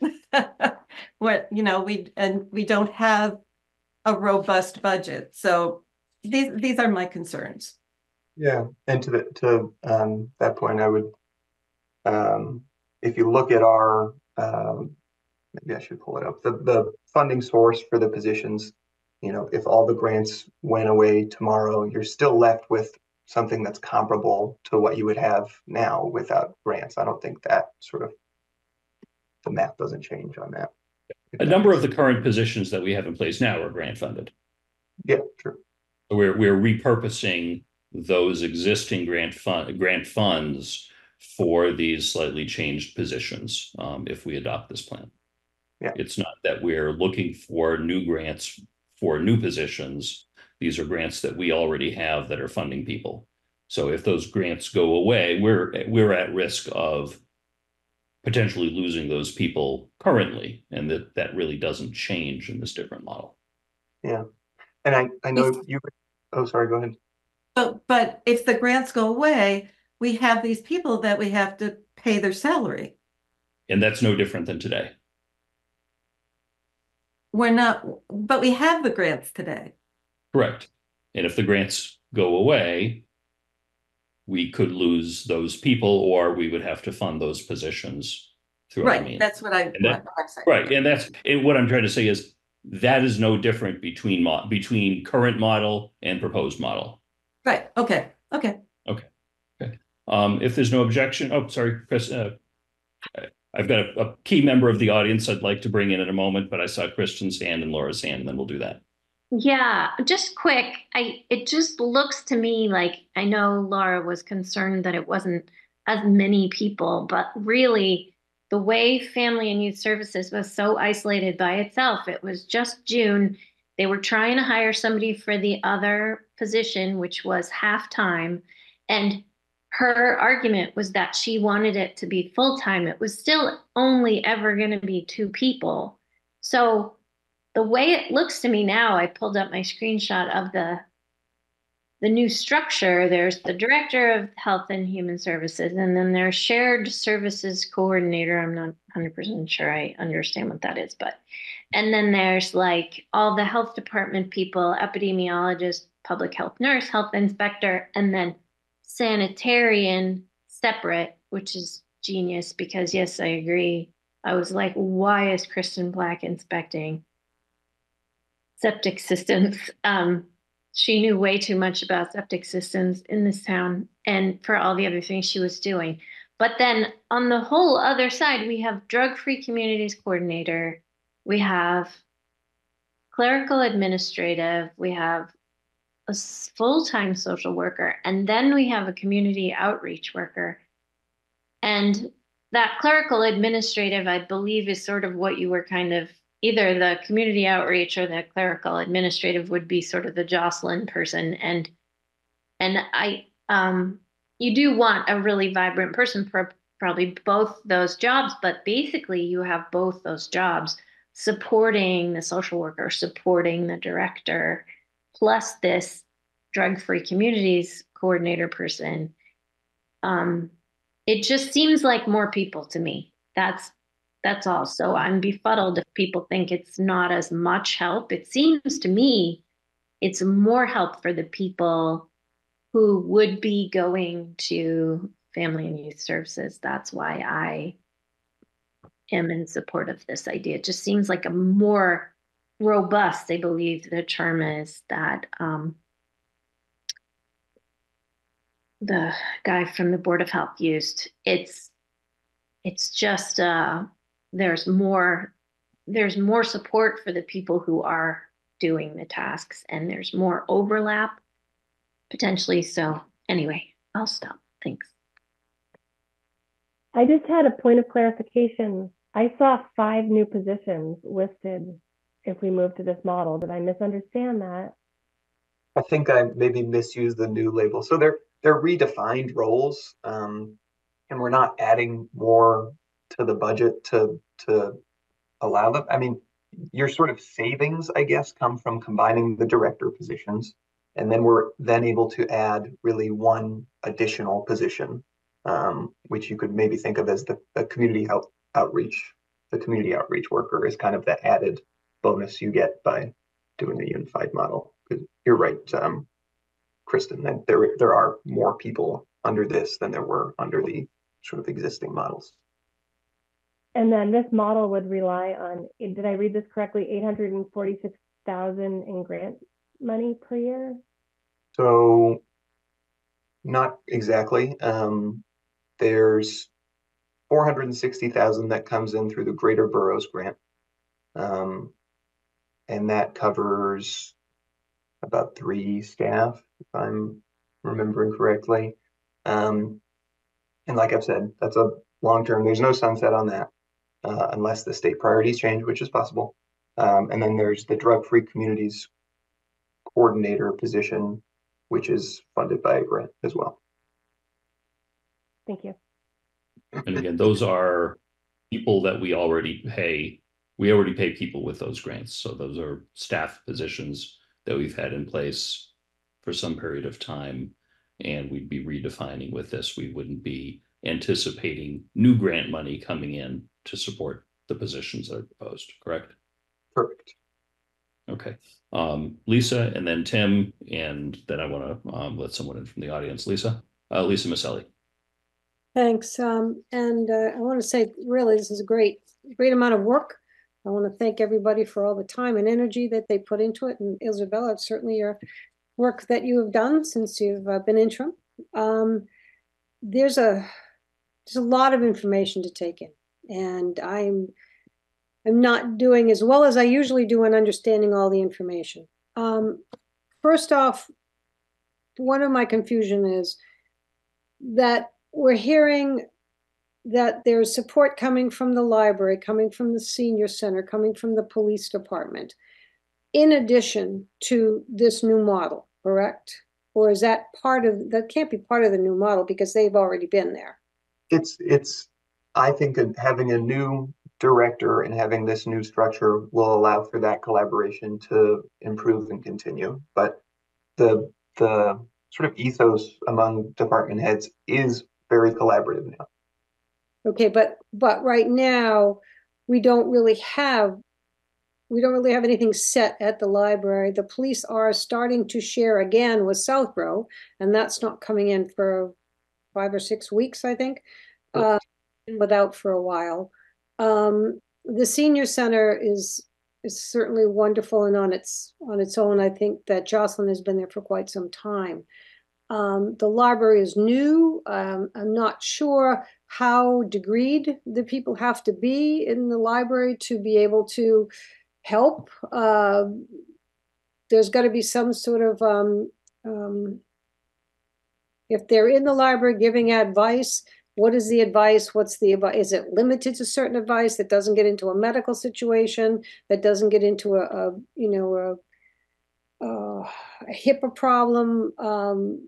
It's hard to say that we have all these different things going on, but we don't have a department. We haven't had a department with people in it. So I'm not even sure, so many papers here just to try to ask these questions. I'm not sure what the actual result was from the investigation as to why this department fell apart in the first place. That I don't know. And as much as I want to have as much help for the community because they absolutely need it, and I've not had to luckily avail myself of any of this, so I don't have any personal experience on going somewhere to find information and having the need and not being able to have assistance. I mean, that's a huge piece of, what we need to provide. I'm looking at here at one of these other pages, page 5 of 34, and in a few, food security is at 36.7%. That's huge. I mean, do we have, what are we doing for the food insecurity? I mean, it's not like you can take a counselor and make them feel better. You have to give them food, I imagine, or find some ways to get them food. I imagine you could help them find resources. And that's something the Family Services Department traditionally has been responsible for. And that's, as you mentioned, those positions are vacant right now. Okay. And I mean, but that's something to be concerned about. I mean, that's a big percentage of the population that's having food insecurities. And then with the hierarchy, I'm a little confused on the hierarchy as well. Are we hiring, you said we're not hiring 5 new people. I had the same question Laura had I see 5 new positions. We don't have a social worker, is that correct? That's right now, no. Okay. And we haven't had one for how long? About a year. A year or so, all right. And so is the social worker going to be working under the Director of Health and Human Services, or are they going to be equal, or how is that set up in the org chart? Yeah, everyone in that department reports to the director, but that social services worker would kind of take the lead on human services things and be supported by the community outreach worker. So there is some hierarchy to that position as well. Okay. And how is that person then integrated with the person that they have at the police station? The police. So as I understand it now, the police will, if they encounter a person who's in need of services, we'll note it at the end of a police report, say we referred them to Family Youth Services, and kind of hope that that happens.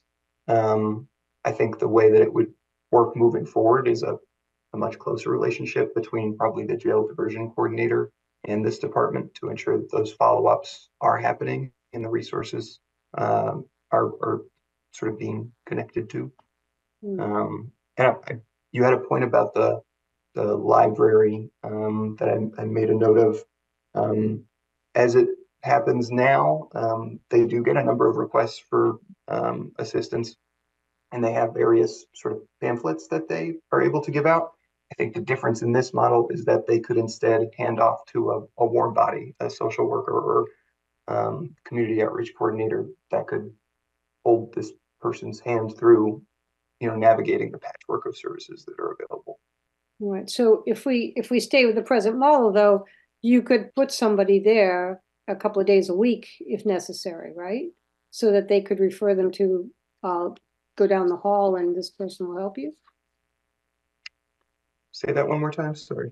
If you stayed with the present model and if you hire your social worker or whatever your organization is that we don't have.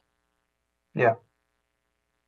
Then, well, I think it would be hard if you have just a director of Family Youth Services to say, all right, we're going to pick you up from your office and you're going to go sit in the library and leave this area vacant because we just have a part-time clinician position that we probably can't fill. But aren't we supposed to have a social worker? We just haven't had one for a year. I will just add, Connor, just because I've been talking to other departments, the part-time position is very difficult to fill. The salary right now is not competitive. Westboro has a part-time social worker open right now. It's just not competitive. People want full-time, they want benefits. And I think that is making this model a lot more attractable to our department as well. So does that mean that the grant money then pays for all of that? It pays for their benefits and everything else like that? Well, we're not using grant funding for those positions, but for the positions that are funded by grants, yeah, their fringe is included in the grant funding. Okay. I'm getting more confused. I'm gonna sorry. Back for a moment. Let some other people ask questions. Tim, you've had your hand up for a little bit, and then I'll open it up. Yeah, I'll try to be brief. I think there's two things. With any outside agency that's not skilled in providing social work, there would be a referral back to this department so they can hold their hand, like Connor said, to get them services, whether it's state or private insurance.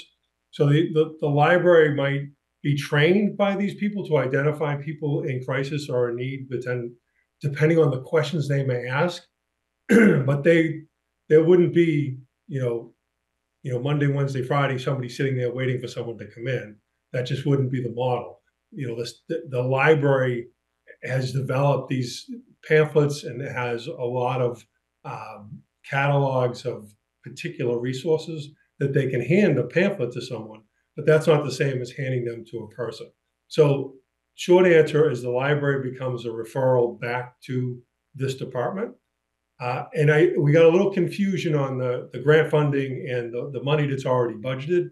You already have $186,000 budgeted in Family Youth Services that is not being spent because there's no employees there to do this. And that's kind of what drove the idea pragmatically for the study, is because we have these vacancies and then we had the second vacancy with the health director, we thought this was a good time to study the model. Having said that, if Connor can bring the screen back up so we can talk about the funding sources, because I think we are confused about what's new, what's existing, which in that model that we have now, who's being funded by general fund and who's being funded by grant. And I know Isabella knows this better than anyone. So if we could just go through that so the boards can understand what those funding sources are for those positions, I think that's important. So I will ask through the chair respectfully if Isabella can run through these and just get the board better acclimated with what the funding sources would be under this model. Sure. All right, so I guess I'll walk down. So the Director of Health and Human Services, that would be combining those two directors. So that would be town funded. Then you go down to the Shared Service Coordinator, which is currently part-time, so 0.5 FTE. That is through the PHE grant. Then the three positions underneath, the health inspector, the public health nurse, and the epidemiologist, those are also all PHE, Public Health Excellence grant funded. Again, this is a long-term grant. I know Kristen is on the phone and she's now the director of shared services. This is, again, a long-term grant. Many, many, many towns are part of this grant. Honestly, I would say more towns than not. The sanitarian would be an additional position. So that would be town funded. It's part-time. This would be, again, to help the health inspector because the director would not have that time to do inspections. Then as we go into more of the social services, we would fill a full-time social worker. Part of it, and I would say, I think it's about $30,000, Connor, would be from the opioid abatement funds. We use the survey data that people were very much in agreement that the opioid funds, at least part of them, should go to the social work position. So you have that full-time social worker position, and now this completely additional position, full-time community outreach worker, which is also just funded by the town. We're modeling this after the senior center because that position is so widely respected and utilized. And then we have the clerical admin, which would do 1.0 FTE, so full-time for the entire department. And I know we really haven't talked much about this drug-free communities coordinator, but this is a federal CDC grant that Kristen and I worked really hard on, and it kind of started these questions. So drug-free communities coordinator, does that fall under health? Does it fall under family youth services? Where do we draw that line? So health, we wrote the grant, we managed the grant, and we hired the position, but really substance use falls into all of these different departments. So really enabling that position to work with the social workers is another huge benefit of this position. So I think, Tim, did I answer your question about different grants? Yeah, you went a little quick, but just when you model it against what we have now, the real addition comes from the two positions at director level now at Family Youth Services and the health director become one position for health and human services. Right? Yes. Okay. And then under that, you're adding, if you just look at the 186 that the Family Youth Services budget is today, yep, you're adding really one full-time clerical administrative position when it was only 0.5 historically. Mm-hmm. And you would fill a social worker full-time where you haven't had any, but it was only funded at halftime. Correct. Okay, so those are the only substantive changes budgetarily, and the impact by merging both those two departments is $3,079. So from a dollar perspective, it's not a lot to bring it forward. So I hope it clarified a little bit of the questions that you had. Just, can I go back a little? Because you're right. She was very quick. Us old people can't catch on that fast. The ones that I imagine were in the mustard color are the ones that are paid for by the town budget, correct? Yes. Sanitarian, the social worker, the clerical administrator, the outreach worker, and the director. We already take care of two of those four as it is. Is that correct? In essence, yeah. I guess if you were to think of the social worker as equivalent to the June's position, and yeah, more or less. All right, and the social worker's got two colors. So is that part-time social worker that you're adding? No, it's subsidized by the opioid abatement funds. So part of it's subsidized, okay. Yeah. And we still have to hire the sanitarian. Correct. And we have to hire a director for the health and human services and another social worker and a clerical. So that's 4? Director, social worker, community outreach, sanitarian, and then the boroughs group wants to hire a public health nurse. That's in green here. Okay. And So the community outreach worker, do we already consider that to be Jocelyn at the senior center? Or is she just able No, to? she's separate department. She's just under the senior center and she serves the senior population. The gap for us is that 18 to 65-year-old population that really could use a Jocelyn. Okay. We could all use a Jocelyn. All right. Okay, thank you very much. Like to bring in someone we've spoken about a few times here. Former Director Kristen Black has offered to come in and say a few words and potentially ask a few questions. Kristen, if you could unmute, turn on your camera, and I guess identify yourself for the record. Hello, everybody.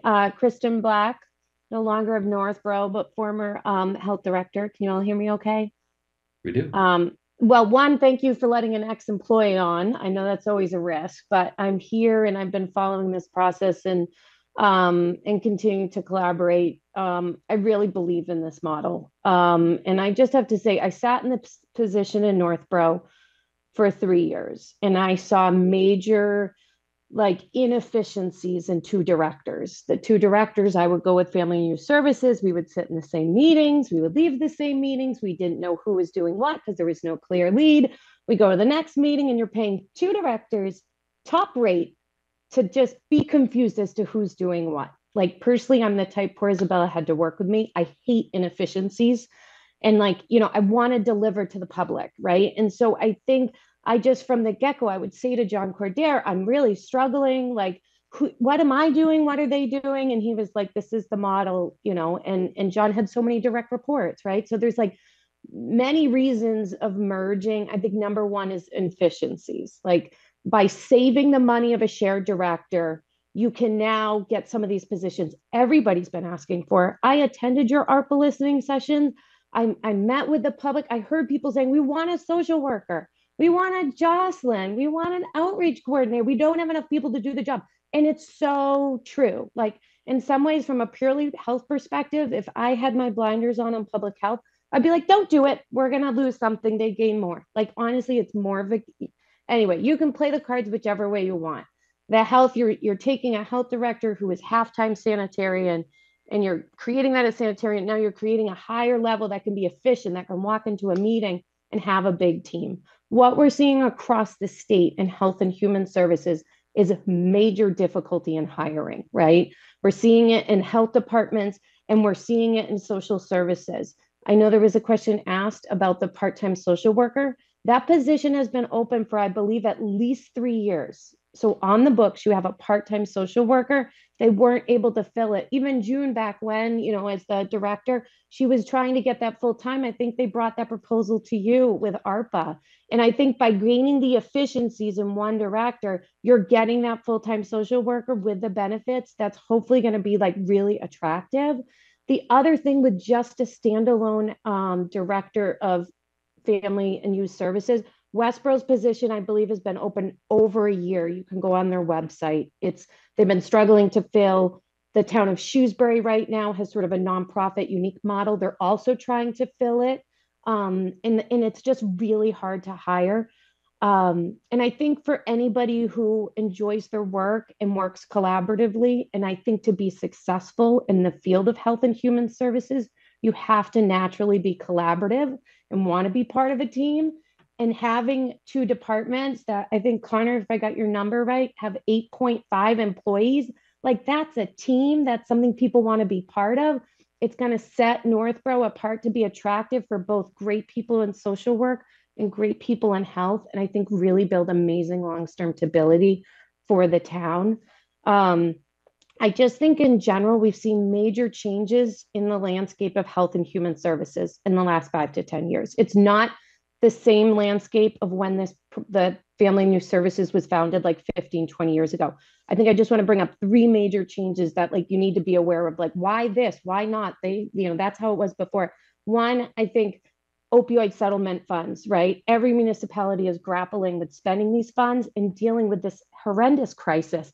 And it is a multi-layered, process. There's no easy solution. Northborough Health Department, I was really proud that we started the naloxone distribution or Narcan training. We were giving it out. We were doing all that kind of work. That could have fell under either. It's really a collaboration of both, and those projects would continue together. But the opioid funds shouldn't just go to health. They shouldn't just go to fire. They shouldn't go to just police or like social services. They need to go to a team that's working collaboratively. And I think I keep hearing in Health and Human Services this word that's not even real, like desilification, whatever that means, but you get the idea. We're all working in silos and we're not doing it well, and like really to be collaborative. And that's what we experience with Be Well Northborough. And I'm excited that this bill does. So I think the biggest thing is opioid funds are there. You're going to have to figure it out. That's on you guys. And I'm sure you'll do a great job, but this sort of gives you a structure for those two groups to work closely. And then drug-free communities, that's a new grant we received. I think it's amazing that we're seeing it. You're going to start seeing those differences with Emily in that role. And it, like Isabella already mentioned, like once we have that position, it's like 10 years or definitely 5, very likely 10. And it doesn't make sense to land in one or the other. And I think by joining, it's going to make that grant make sense and be effective and be in the library and be in the schools and really overlap. And I think the other update is, yes, we have a lot of public health funding. Those positions are there, that funding secure, as Connor mentioned. And I think I just want to mention that funding supports 320 municipalities out of the 351.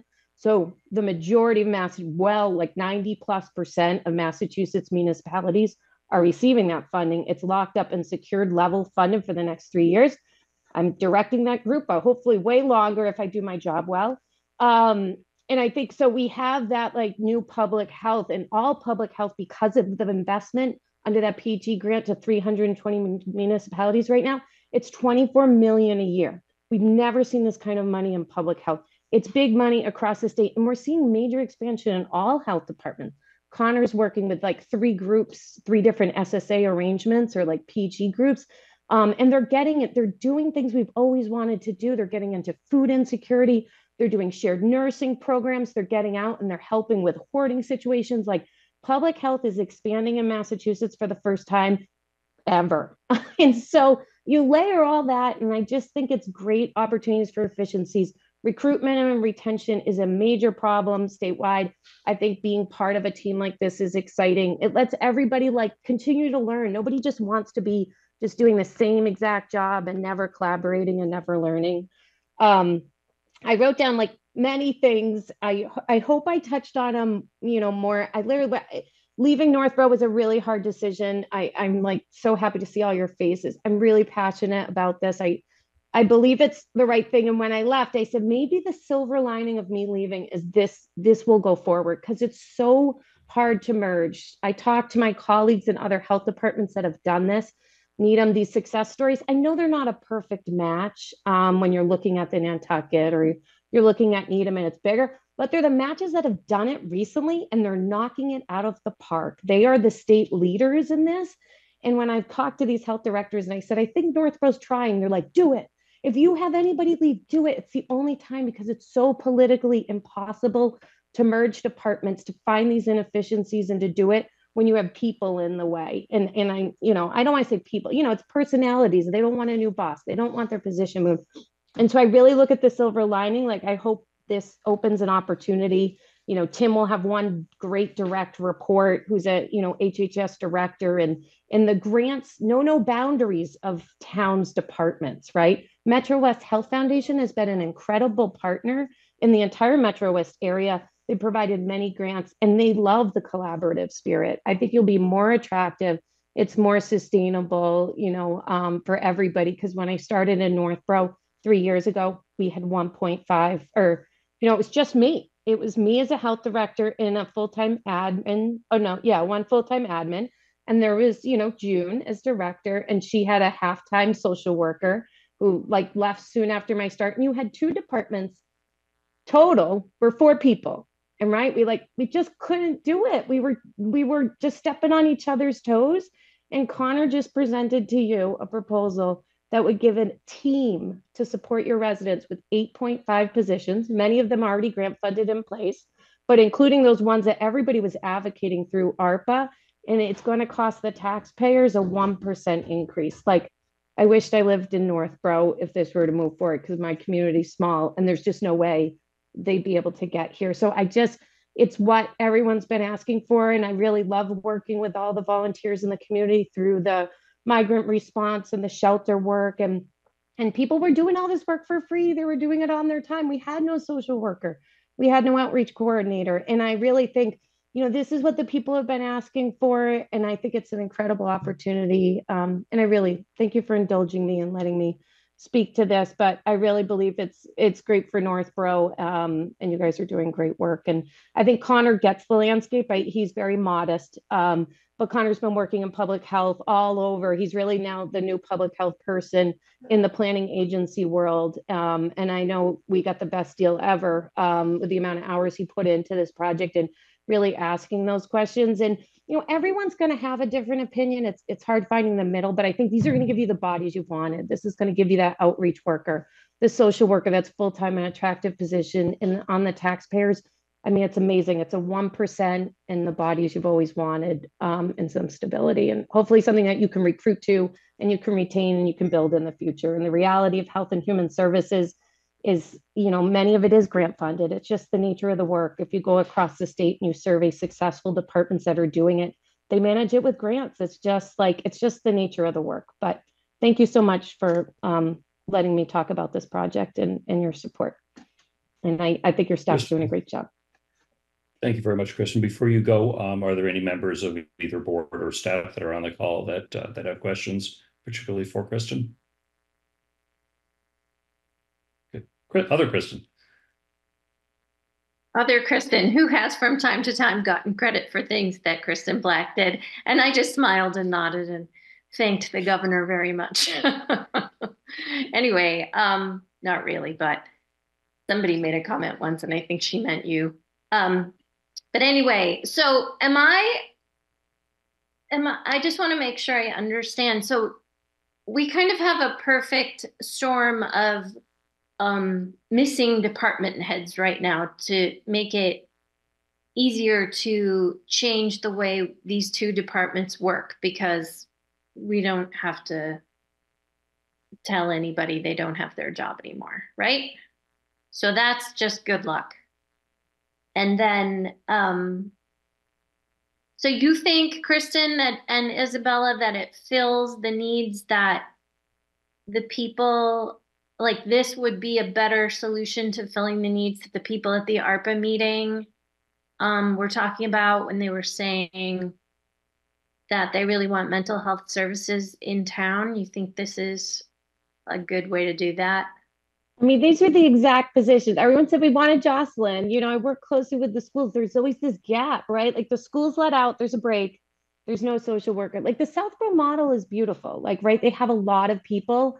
If we took the current Northborough FYS model and tried to make it Southborough, we wouldn't be asking for a 1% increase of the budget. I don't know that you'd be asking for a 250% increase on the FYS budget. I mean, I'll let you run that, Connor, but I think it fills that gap. It hopefully will collaborate and offer that person who can offer continuity of services. When I worked there for 3 years, I begged and borrowed, and Jocelyn always said yes, but could you help me with this, Kate? Look, we just needed a Jocelyn, but we were asking too much of her. And, and she needs a backup and a partner. And, again, they're going to stay totally separate with this model. The senior center is separate. But I just think it really, in my opinion, for what we were looking for, what we heard in ARPA, I always heard social worker. I always heard outreach coordinator. And, the former director of youth and family was doing some social work, but she was also going to all those meetings with me. Like she wasn't full-time dedicated. So, the chairman said, you might need more, right? Like you might get really into this work and realize you need one more social worker. But like, this is a step that for 1% increase across these two budgets, you can get a social worker who can be there to advocate, really assess what's going on, collect the data that was missing in that original Collins Center report, hopefully put it into a data management system, and then really give you guys the data for that 1% increase that you could say, do we need more? And that's a good question. I think you have to keep asking that. But those are the positions I always heard was social worker and like a Jocelyn, like an outreach coordinator. But I'll turn to Isabella. Thanks. No, I would absolutely agree. Thank you so much, Kristen. And I just want to emphasize that, this director role, the shared director role, is really freeing up that social worker and outreach coordinator to do the work for the residents, right? So they don't have to sit in those department meetings. They don't need to do fiscal budgets and reports and all the fun stuff. They can really be a social worker for the community. So that's 2 FTE, 2 full-time positions, totally for the residents. And I think that is, cannot be underemphasized. Okay, thank you. Thank you. Again, Kristen Black, thank you very much for joining us tonight. I'm going to send you back to the attendees. If you have anything else to offer later, feel free to raise your hand. And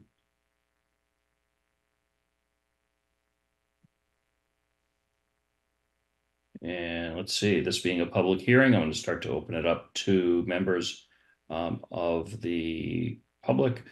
First, we have Scott Rogers. Scott, if you could unmute, identify yourself, and let us know what's on your mind, please. Yeah, thank you. Good evening. Scott Rogers here, 26 Tomahawk Drive.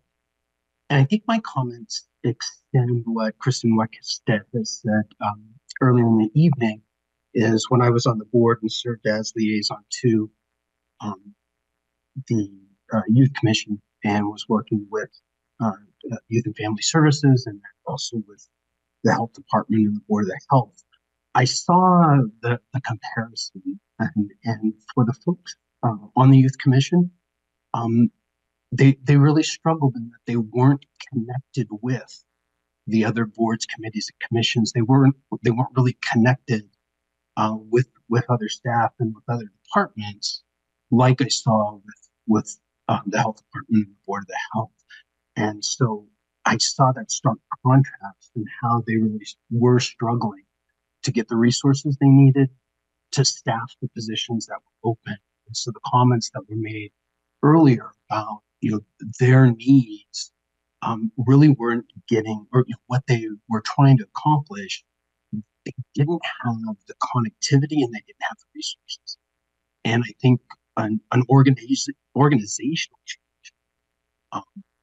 like this that's being proposed really establishes that interconnectivity, not just within a combined health and human services, but really brings it working across all the other departments as well.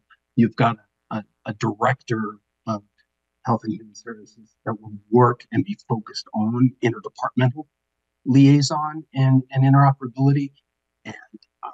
And as was just mentioned, and I can't say anything better than Kristen Blackwood, it frees up those other roles to be full-time positions able to offer the services that the town is looking for. So I think, often we talk about win-win situations. I think there's about 4 or 5 wins here in this new model, in that all the things we've been looking for, going back in my experience, 5 years, and what I saw at the very beginning, I think this solves a lot of the issues that plagued us even before the pressures of COVID, the things that were needed prior to that time. So this in my mind is absolutely the right direction to go, and gives us a chance to provide the services that needed and attract the staff that's going to be able to provide those services. So thank you. Thank you, Scott. Next up, we have Erica Zeiger. Erica, if you could unmute, identify yourself, let us know what's on your mind, please. Hi, good evening. It's Erica Zeiger. I am Erica Zeiger, 2 Stratton Way. I was on, or still am, on the Youth Commission, and I have roughly 30 years of experience with social services. So I just wanted to I had a few key points that I'm curious about, mostly with staffing. So one of the things I'm getting from this is, so I feel like mental health is being used as a broad range instead of actually splitting it into 2. So the collaborating organizations, the rec, the library, they are excellent. And the Be Well initiative is just that. It's the current organization's collaborative. They put it in a booklet and then it goes to anyone that wants to pick it up in the library. But it's typically for someone that is well and not in crisis.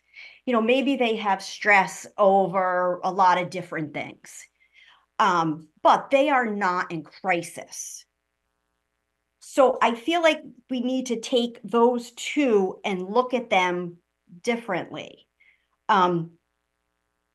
So one of my first questions is, you don't have to answer this, but one of the thoughts I have is, you know, would the Director of Human Services have direct experience in family and youth services? So they're going to be supervising this person. Would they have an MSW? Would they have worked social services? Would they be able to triage if someone came in and needed immediate assistance? That to me is different than me wanting to, you know, join a book club or go to yoga or take some self-help. That's different, that crisis situation. So I didn't really hear that discussed too much. I think Julianne mentioned it. So that's one of my concerns, is that this new department is going to be focused on public health, which is incredibly important.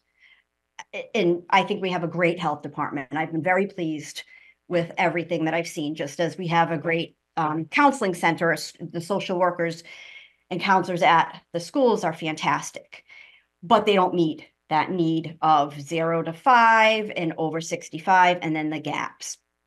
The social worker, I don't see how it's possible for one social worker to do the counseling. I know they have the outreach person, which I think is great. I don't see how one social worker could do counseling, help the police and fire if needed, and case management. So that's either model. I just don't, I don't know how physically they would do it. And that would be, they would, you know, let's say they took their summer vacation, they're off for a week. Who would fill that gap? Would it be the director? I really doubt the sanitarian is going to be able to do that. So while I see all these positions, and they are needed positions, please, drug coordinator, you know, they are needed. So I'm not saying that they're not needed, but I don't see how they can fill the need of a social worker or even an outreach coordinator, because it all begins with the outreach coordinator to get those roles started in those classes and things like that. So my first point is separating the two from your crisis to your, you know, Northborough's a great place. We've got an awesome rec department. I've used it frequently. I love the schools, but it's not crisis. And then ensuring that the Director of Health and Human Services would be able to interchangeably do the job of maybe not of the social worker, but would have experience, would be able to triage a family coming in with a major crisis or even a minor crisis. Excuse me for 1 second. My family was getting a little rowdy out there, so I had to slam the door. So I apologize. So the social worker, Director of Human and Health Services, I'd like to see them to, you know, almost be interchangeable for it to work. And I think I had one other thing. I just am looking at my notes. Southborough, I agree. Their model is fabulous. I wish we could do that one. And I understand the budgetary requirements, but I would clearly pay more than 1% in an increase if we could have dedicated hands-on time with those in crisis. Nobody wants a booklet. The majority of us that have worked in social services or even trying to find social services for our own children or even for ourselves, it takes the entire day. You have a list, maybe you got counselors from your pediatrician, and you call and you call and you call, and you're lucky if you get someone to answer you. And then if they do answer you, they either don't take your insurance, they're not taking new people, or it's really hard. And I would bet a lot that the people that are saying mental health are talking about counselors that can see them after hours, not when the kids are in school.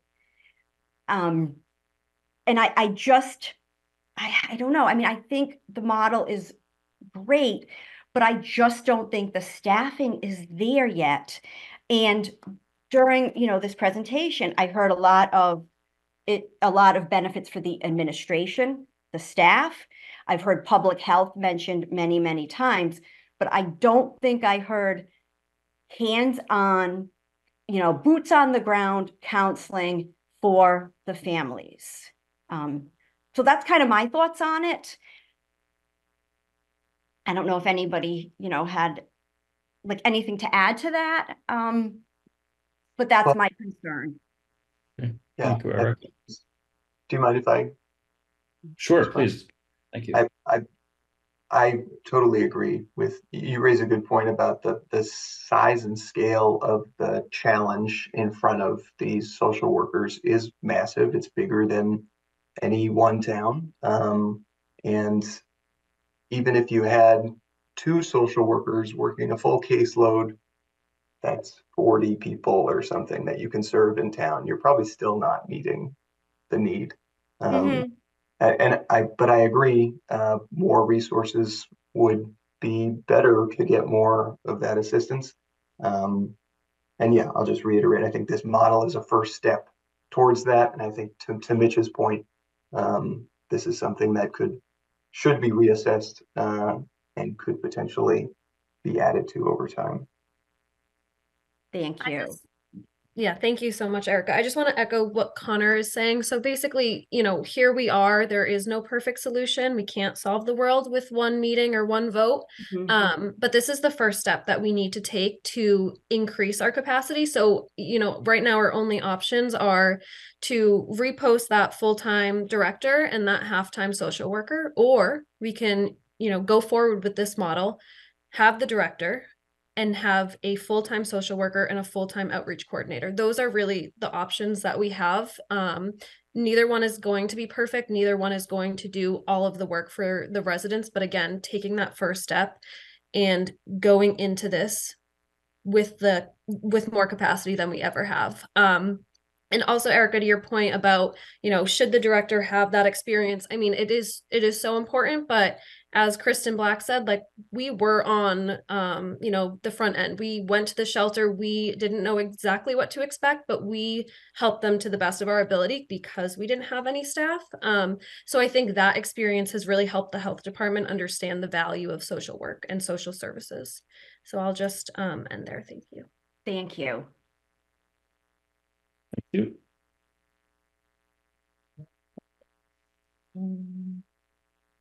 Next up, we have Mary Ellen Duggan.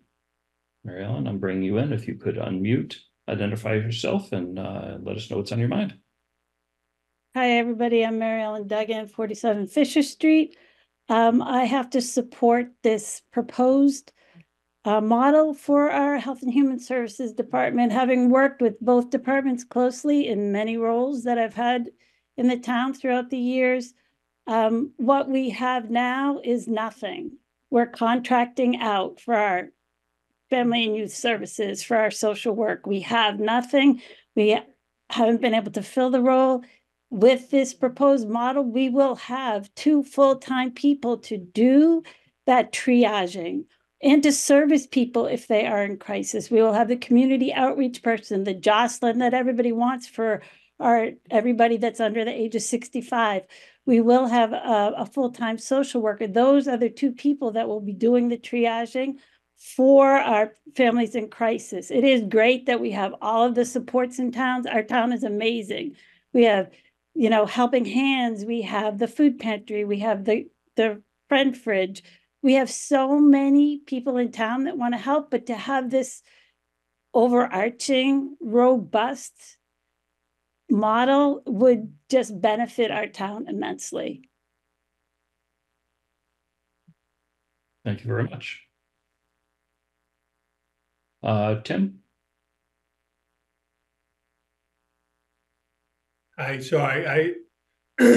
just listening to the discussion, I don't want to tell on ourselves, but for a year, time before I got here, the Board of Health was triaging these calls. And then we asked Doreen to come back, I think maybe in January, and she's been helping us from administrative level triaging those calls. So it's not like we're totally devoid of providing the service. We're not providing it very well, in my opinion, but no call is going unanswered. It's just not as good as it could be if we were to make a change. So that's just so people understand, we've been limping along for a long time, and this proposal, the way it's laid out, is so much better than where we are today. But I think it's important to note that no one, well, I can't say no one, right? I don't know everybody. But people that have reached out to us, we've tried to provide a conduit to service for them. And we just want to do that better. And we think this model is the best way to do that. Thank you, Tim. Connor, I have a question that just came to me while the prior callers were speaking. Interface is it's an important referral service that we've had. I see that in the current Youth and Family Services Department budget. I don't see it called out in the proposed budget. Is it still there, or is it being removed? Yeah, it's a $16,000 contract, and we're proposing to keep that the same. Looking to see where, oh, it's as interface. Okay. Okay, now I see why, because that's an image, so I couldn't search on it when I was searching for interface. Okay, thank you very much. Other questions from board members, staff, or public? Okay. Julianne. Is there anyone else from the public? Because I don't want to take their time. There are no other public hands up. The next step, if we see no other public hands up for a couple of minutes, we will close the public hearing, and that cuts off that level, that type of discussion. So if you're in the public and want to add anything, whether it be asking questions or making a statement in support or opposition to the proposal, please raise your electronic hands. Julianne, I don't see any. Wait for the public. I do have a question. Do we have job descriptions for the Director of Health and Human Services, for the Shared Services Coordinator, for the community outreach person? What are the qualifications you're looking for in these people? Yeah, we have models from similar communities. We're waiting until we sort of have your blessing to move forward with full job descriptions. But I can tell you, the director, for example, you would want a master's in public health with a number of years experience, especially in the, as Erica pointed out, in the community health and mental health field, as well as having knowledge of public health.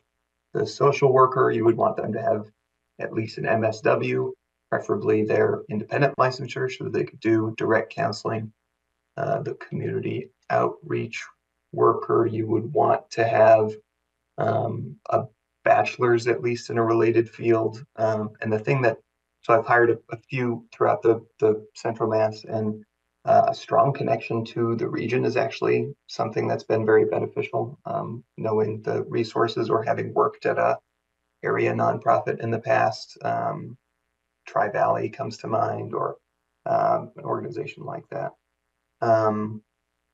And then sanitarian, you need certain certifications to be able to do septic inspections, that sort of thing. Were there other ones you were curious about? No, but I do have to say, Erica brought up a really good point of all the people on this org chart. Really, the only person who can provide direct services in terms of counseling and that sort of thing, is the social worker. And you talked a lot about overlap, but if it's Sunday afternoon, I mean, are people, you know, is this going to be a 24/7 service that we're offering? What? No, there's so much that I'm confused about. yeah. So, I mean, the best way to make use of what are sort of limited resources, I think, are making the connections to the existing capacity elsewhere, right? Using your partner organizations to the extent that that person could provide a bridge service. If there's someone in crisis, you definitely want them to be able to do that. But like I said, even if you had that person dedicated to having a full caseload, a caseload for a social worker is seeing maybe 25 people at a time. I'm not sure that that's the best use of a public employee's time, given the sort of constraints we're under here. Okay, so I promise one more question. Sure. Let's just say the social worker is on vacation and the director handles something, the director who's may or may not have a degree in social work. What is the town's liability if it all goes badly? Well, you also have the benefit, we haven't talked about this much, but the new mental health counselor for the police department. So there's, you know, some overlap in that sense that that's a person who could provide direct services. But in terms of liability, I mean, I don't have a great answer for you right now. That would probably be something we'd have to ask your insurer about. A lot of towns have, I mean, you've had this before, someone providing social direct counseling, so I can't imagine it would result in a change in that. But I think you raise a good point that those roles would have to be clearly defined so that people aren't, you know, swinging outside of what they're supposed to be covering. Mm-hmm. So I think right now, our current model, even if it was fully staffed, does not provide 24/7 coverage. So we're not proposing increasing that to 24/7 coverage. If it turned out that that was a community need, and at some future point we wanted to budget for that, Connor, which of these two models do you think would make more sense for something like that, existing model or proposed model? I think something unified is easier to scale up, certainly, that they would have a culture that they could step into and have a team to work with, like Kristen said, would be helpful for recruitment, retention, and building a sort of culture within the department, so you can meet the needs that, you know, the community's expressed. Thank you. We do have another member of the public with hands up, Jacob Jones. Jacob, I'm going to bring you in. If you could unmute, identify yourself, let us know what's on your mind, please. Good evening, Jacob Jones, 106 Green Street. Thank you all. Hopefully make this quick. I appreciate especially the select board members' questions. They've helped me understand this a lot. I particularly appreciate our town administrators' clarifications. Those simplified a lot of things. I just have a quick set of real clarifying points. I'm not trying to oversimplify what is a very complex model change, but these are things that are maybe important in my little brain here. One, the proposal removes a position for the health director, which is currently filled in an interim position by someone we've heard from today. Two, removes a youth services director that is unfilled, creates in effectively place of those a combined director position as been described, assuming that all the positions currently and in the proposed model were filled, and assuming that all the grant assumptions are valid, the change to the proposed town budget, as I think the administrator said, is about 3,000, which is, I'm looking at pages 53 and 54.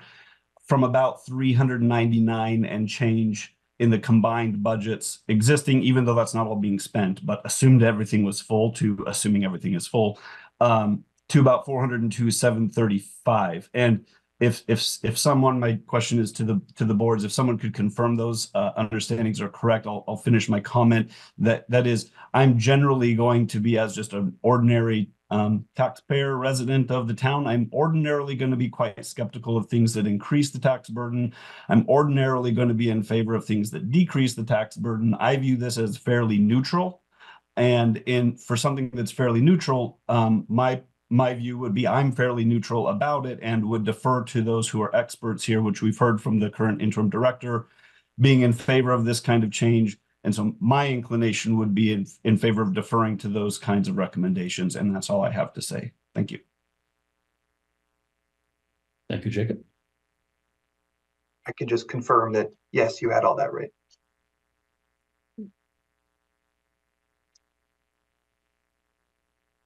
Thank you. Any other questions or comments either from, okay, Lisa Maselli? Hi, I just wanted to, I know it's probably I've asked a few times, but we've had difficulty filling these positions.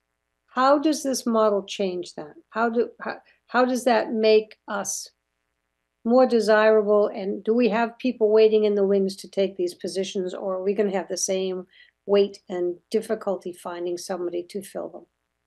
Yeah, I mean, you're operating in the same market, certainly, but I think you're making positions that are a lot more attractive, especially to people that are in these fields. You tend to have people that are more mission aligned, that have a draw to doing this work and want to work collaboratively in a way that's in line with community needs. I think just the fact that we're having a lengthy discussion about this speaks to the town is a place where you would want to work if you were in those fields. And another thing to say, but I lost it. Yeah, I think if I were someone looking at applying for a social work job, for example, I would much rather be a part of a team than be the only, sole department head in charge of all family youth services. That's a lot of pressure on an individual. At least that's my perspective. I don't know. Isabella, you want to add? Yeah, no, I would also add the way you, showed the budget was really helpful. So, right, so the counselor, that part-time counselor, the salary's extremely low. So Connor brought it up to kind of like the market value. And same thing, so the social worker and the outreach coordinator. So those are, good competitive salaries, and also you get those benefits and the experience of collaboratively working with all of the health staff, all of the family youth staff all in one. And then you also get the professional development experience, which is critical. So, as a young professional, I'm going to go to a town, a health department that, they are moving forward and they are looking to broaden their reach, really. So these grants, they look good for new applicants and people who want to, define their career in local public health. So this is a good thing. Okay, and those grants are going to cover those raises in those two positions. The grants will cover the raises in those two positions. Which two positions? So they're offsetting funds elsewhere. It's gets complicated when we get into how the budget breaks down exactly between the grant positions. I feel like I cause more confusion when I try to explain it. But yeah, we've looked at, and thanks Isabella for reminding me of that. We looked at market comps for all the positions and set them at a rate that I think will be more competitive. And having those increases, we're still within that 1% total increase that we talked about, if that's your question. Is the 1% from our budgets, from the town budget? Yeah. So you're increasing the town budget. And what is the actual amount of the 1%? It's $3,000. $350,000? $3,007 is the added increase. And just for scale and perspective for these two, if I may, Mr. Chair, sorry. You have budgeted for the two positions right now, $208,000. We're no way going to pay the director $208,000. We might, but That's not what's budgeted. That's not what we think the market is. But so when you have that merged position, you have savings reduced out of those two line items. It allows you to do other things throughout the budget. So just in terms of perspective, there's 200,000 and change budgeted for both positions in the current model. Moving to the new model, it's a lower number. Of course, we don't have the position description yet for that position, but we know the market rate. Correct, Connor? Yes, there are comps in the report. All right. If you have it, if the board wants to know it, if you. Yeah. Okay. Lisa Bennett Johnson and then Julianne Hirsch. Hi, Lisa, did you get a copy of the report that Connor put together? It's fairly long. He very clearly, and this is for the residents who are listening, this report is available to everybody. I'm sure it's online. If you go to Northborough. Yep, it's under, town Probably. news. I say probably Mitch could help me with that. I don't know how to find it online, but I know I have it right here on my desktop. Page 52 and page 53 compares the current to the proposed budget, and then you can see the increase of 1%, about $3,000 some odd dollars. And it just breaks it down really nicely. And you can see what the grants will cover, what the town budget's going to cover. And it takes a little while to, kind of chew on it to figure it out, but that might help, especially for those who are listening that may not have any access to these documents right now. And a lot of this does seem overwhelming. It's really clear in this report. Yeah, thank you. And I really hope the public does avail themselves of this, since they're going to be the ones who are then going to have to make a decision with even less time involved than we have. So I think that's a great report, and I don't know how we could get it into everybody's email. That would be lovely. So, thank you for that. I think I don't remember if it went out because it's on the main town news page on the town website. It may have gone out through the town-wide distribution email system, but for those looking for it, since Lisa has suggested, go to the main town website, which is town.northborough.ma.us. At that homepage, you should default yourself to the town news section, but if you're not, click town news. Currently, as of the time of this meeting, the second item down is Northborough Health and Human Services Strategic Assessment Report. And that will bring you to a short page that has a link to a PDF and that PDF is what we've been referring to here. And that's a 75-page PDF, and everything in Connor's report is from that. And will that also be with the town warrant when they come to town meeting? I mean, the 75-page item wouldn't be printed for town meeting, but it would be one of those backup items that people are referred to for, to look in advance. We print the warrant with a little bit of backup information, and then there's always the very detailed PDF reports from appropriations and financial planning and all of the other departments that are available electronically. I don't know if we have a small number of copies at town meeting, but we don't print all of those out for all people. Okay, thanks. Good cost. Okay, Julianne.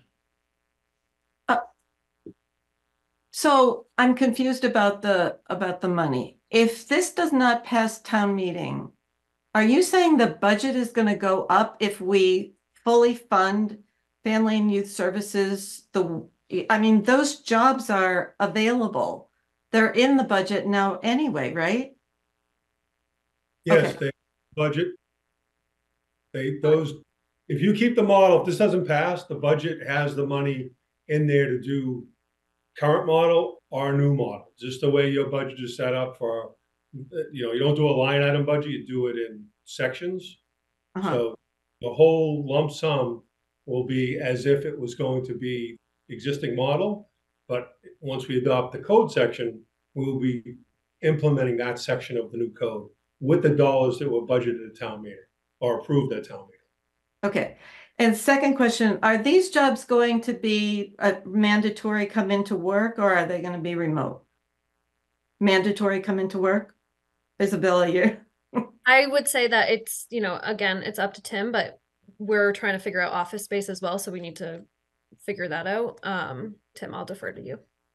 Yeah, I mean, we're going through the logistics. If it were to pass of where we fit people, we can fit people now. It's, you guys know the space very well. It would be tight, but yeah, the short answer is yes. I want people in this building to provide service to the public as they come in and to work collaboratively. So that's the main goal, is to have them in the building. Okay. And thirdly, there seems to be, you know, this amazing amount of grant money out there now. Would you say that that is because of COVID and the state and federal government realizing that they had to start pouring money into, you know, the pandemic and the after effects of that? And how do you assure us that when these grants end, that there will be this robust amount of money? Yeah, so there's one grant that I think you could make the case for that, the contact tracing grant. That's sunsetting in another year. FY26. Okay, thank you. And that currently, sorry, Connor, that currently has no staff. So that's just all contracted work, just projects, all the supplies. So we do not have any salary staff on that grant right now because we want to sustain our staff. So you're able to use it for something other than contact tracing? Correct. Yep. It's nursing, epi. It's, you know, grant money to sustain our work for pandemics and infectious disease. Okay. Okay. So yeah.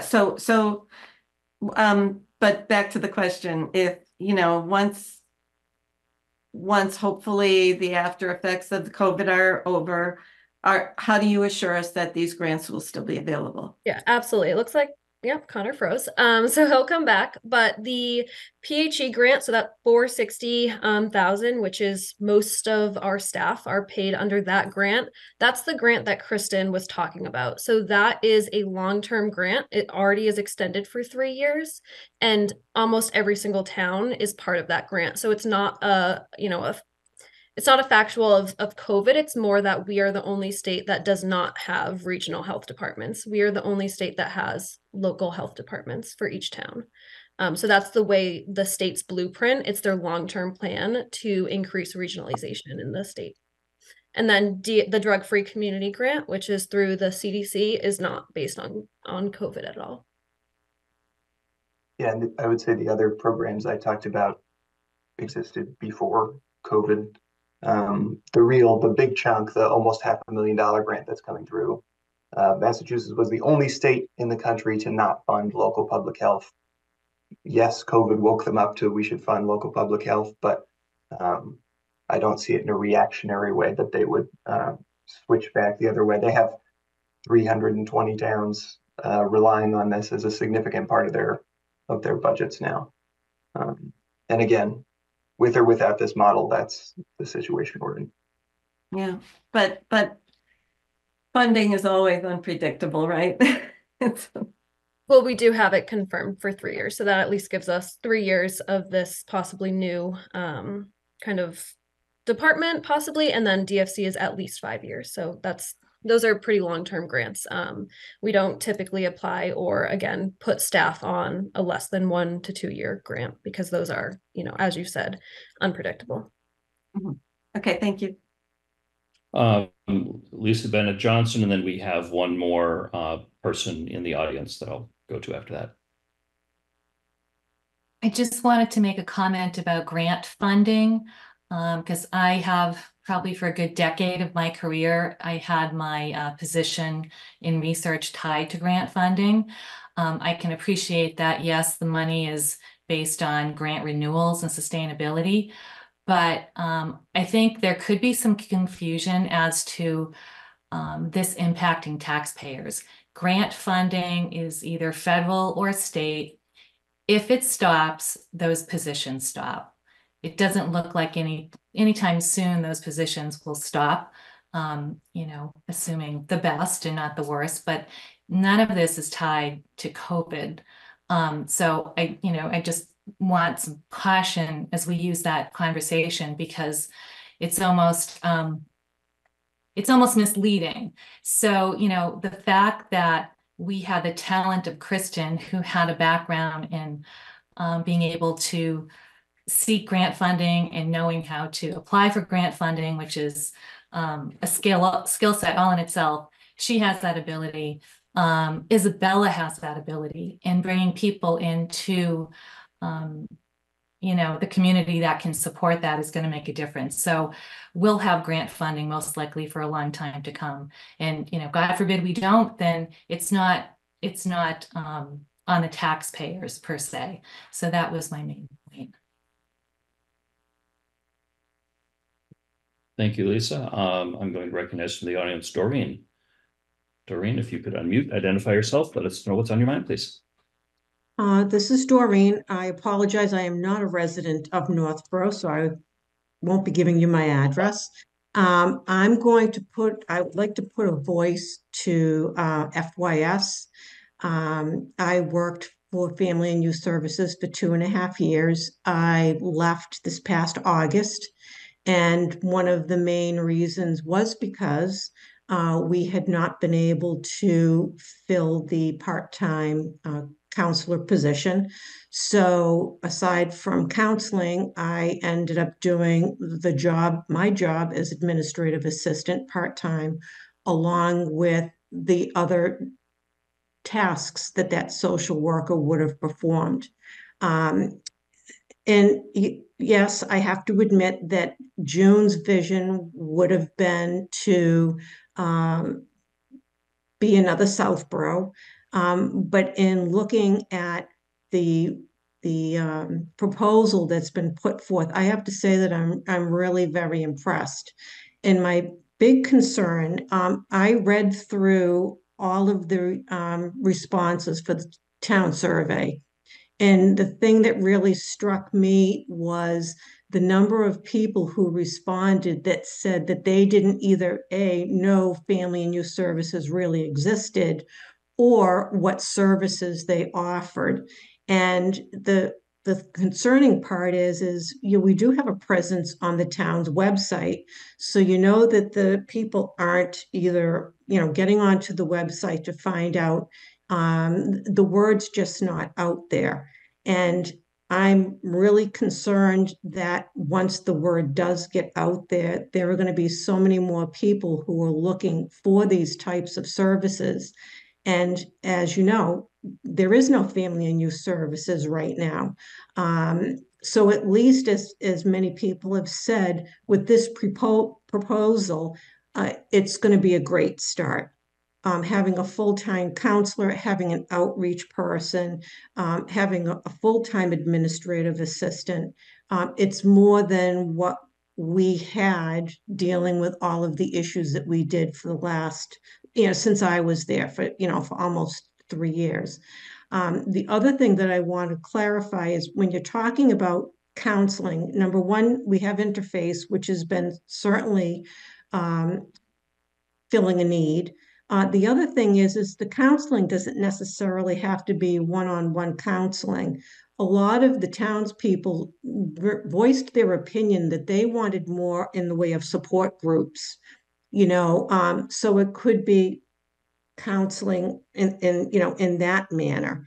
But there needs to be another body that's out there that is helping to coordinate support groups, whether it be with the schools, whether it be, after hours, held wherever the town decides. But the need is really great. And like I said, one of the reasons I left is the job for me just became very overwhelming. And you really need to do something. You really need to do something soon. And like I said, I'm really impressed with the proposal that's been put forth.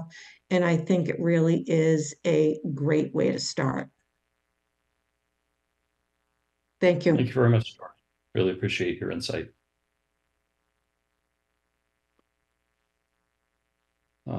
I think it might be a good opportunity to consider closing the public hearing. I'll give it one more chance if you're in the audience or the attendees, as Zoom calls it, and you have anything else, you're welcome to raise your virtual hand. And if we don't hear anything, I will entertain a motion to close the public hearing.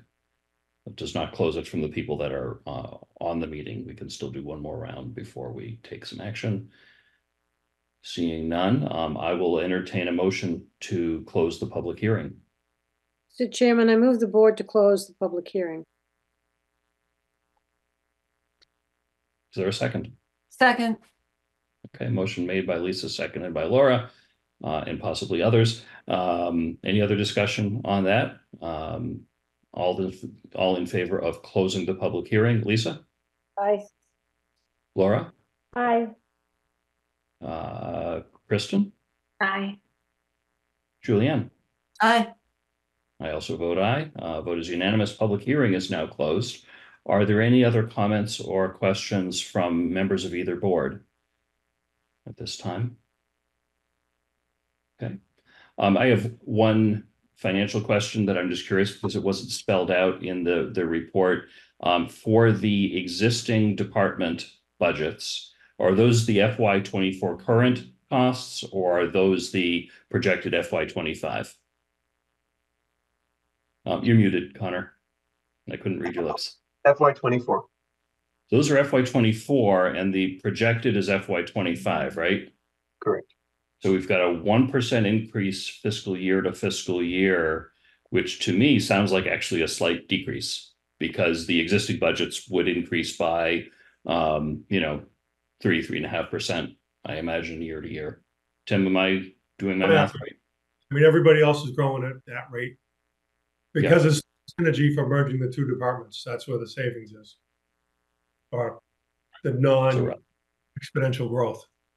Yeah. So FY25 to FY25, we're looking at actually a decrease of 2 to 2.5% to do this of those department budgets. Thanks. Any other questions or comments? Again, from anyone on the call? Members of the Board of Health, it does not look like you have a current quorum, so I'm not going to ask for a formal vote from you to recommend something either way. But before I ask for a vote from the Select Board individually, do you have any recommendations for us from either Lisa Bennett Johnson or Dilip? I would just say I realize it's a long document, but it's our responsibility to the community to understand this document. Took me some time to go through it. I would encourage you to get a cup of your favorite caffeinated beverage and spend a good hour and go through it to know it intimately. And I think it'll help those in the community that may, need to understand it a little bit better. We've had some good conversation here.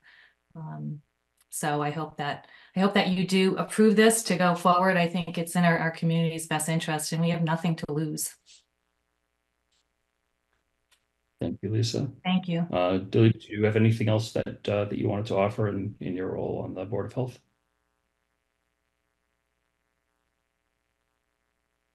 Okay, I'll take that as a no, but feel free to chime in if needed. Members of the board, are we ready for a vote? So procedurally, because this is a structural change, it looked to me as per the charter, Tim, correct me if I'm wrong, that at least 30 days in advance of town meeting, the select board needs to recommend that type of change. And that is the motion that is recommended for us tonight. That would then place it, as we have already done in terms of the warrant, it would carry it forward for a vote at town meeting.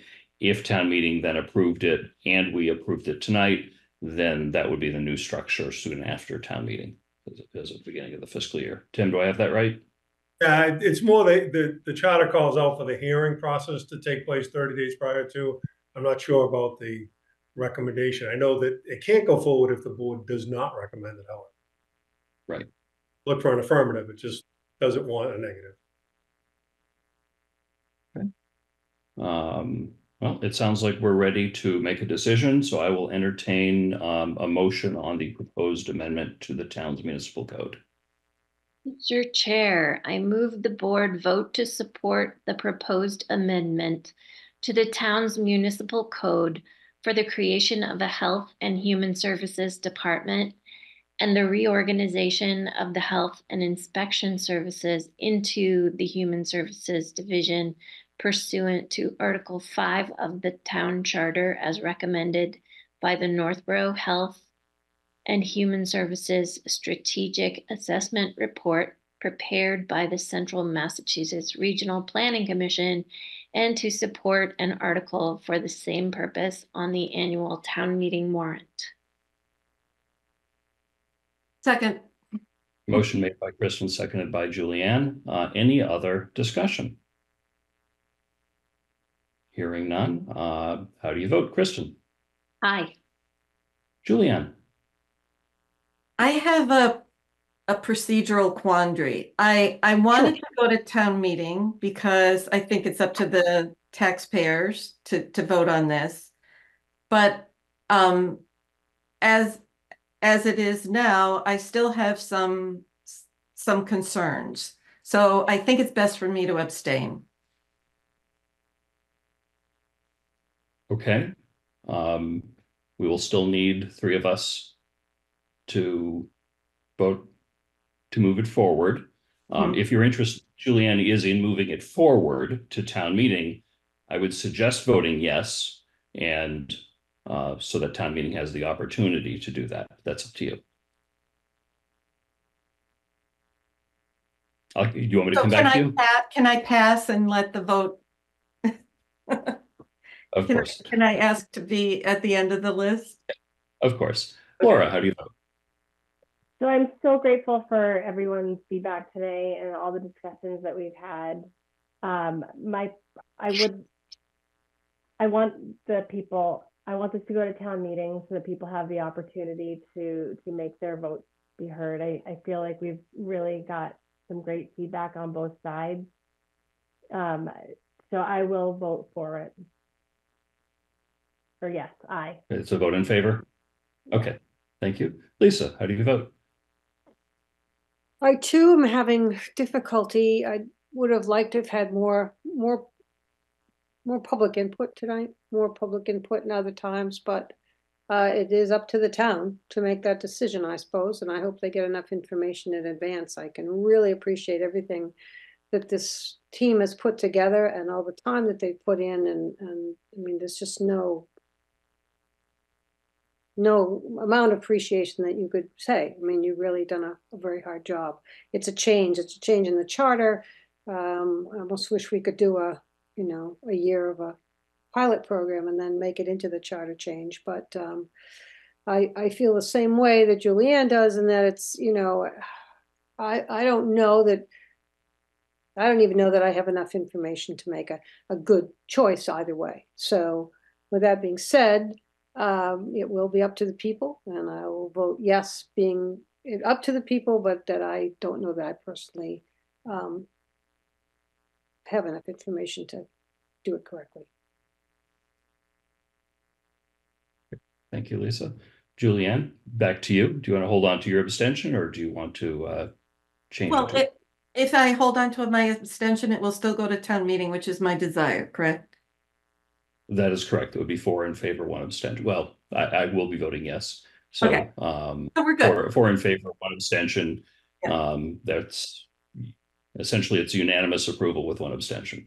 All right. So I vote yes. It is unanimous with 1 abstention. It will go forward to town meeting. Thank you very much, Connor and Isabella and everyone else who put this together. Thank you to the members of the Board of Health that were able to join us tonight. And that concludes our business for the night. Unless anybody has anything else, I will entertain a motion to adjourn. So moved. Second. I heard a lot of so moved. Let's say Kristen and Julianne second. Does that work? All right.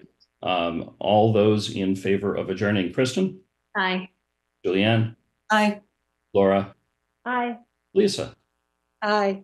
I also vote aye. Vote is unanimous in favor. We are adjourned 9:56 p.m. Thank you very, very much, everybody. Thank Have you. a wonderful night. Good night, everyone. Thank you. Thank you. Thanks, Thank you, Connor. everyone, for your hard work.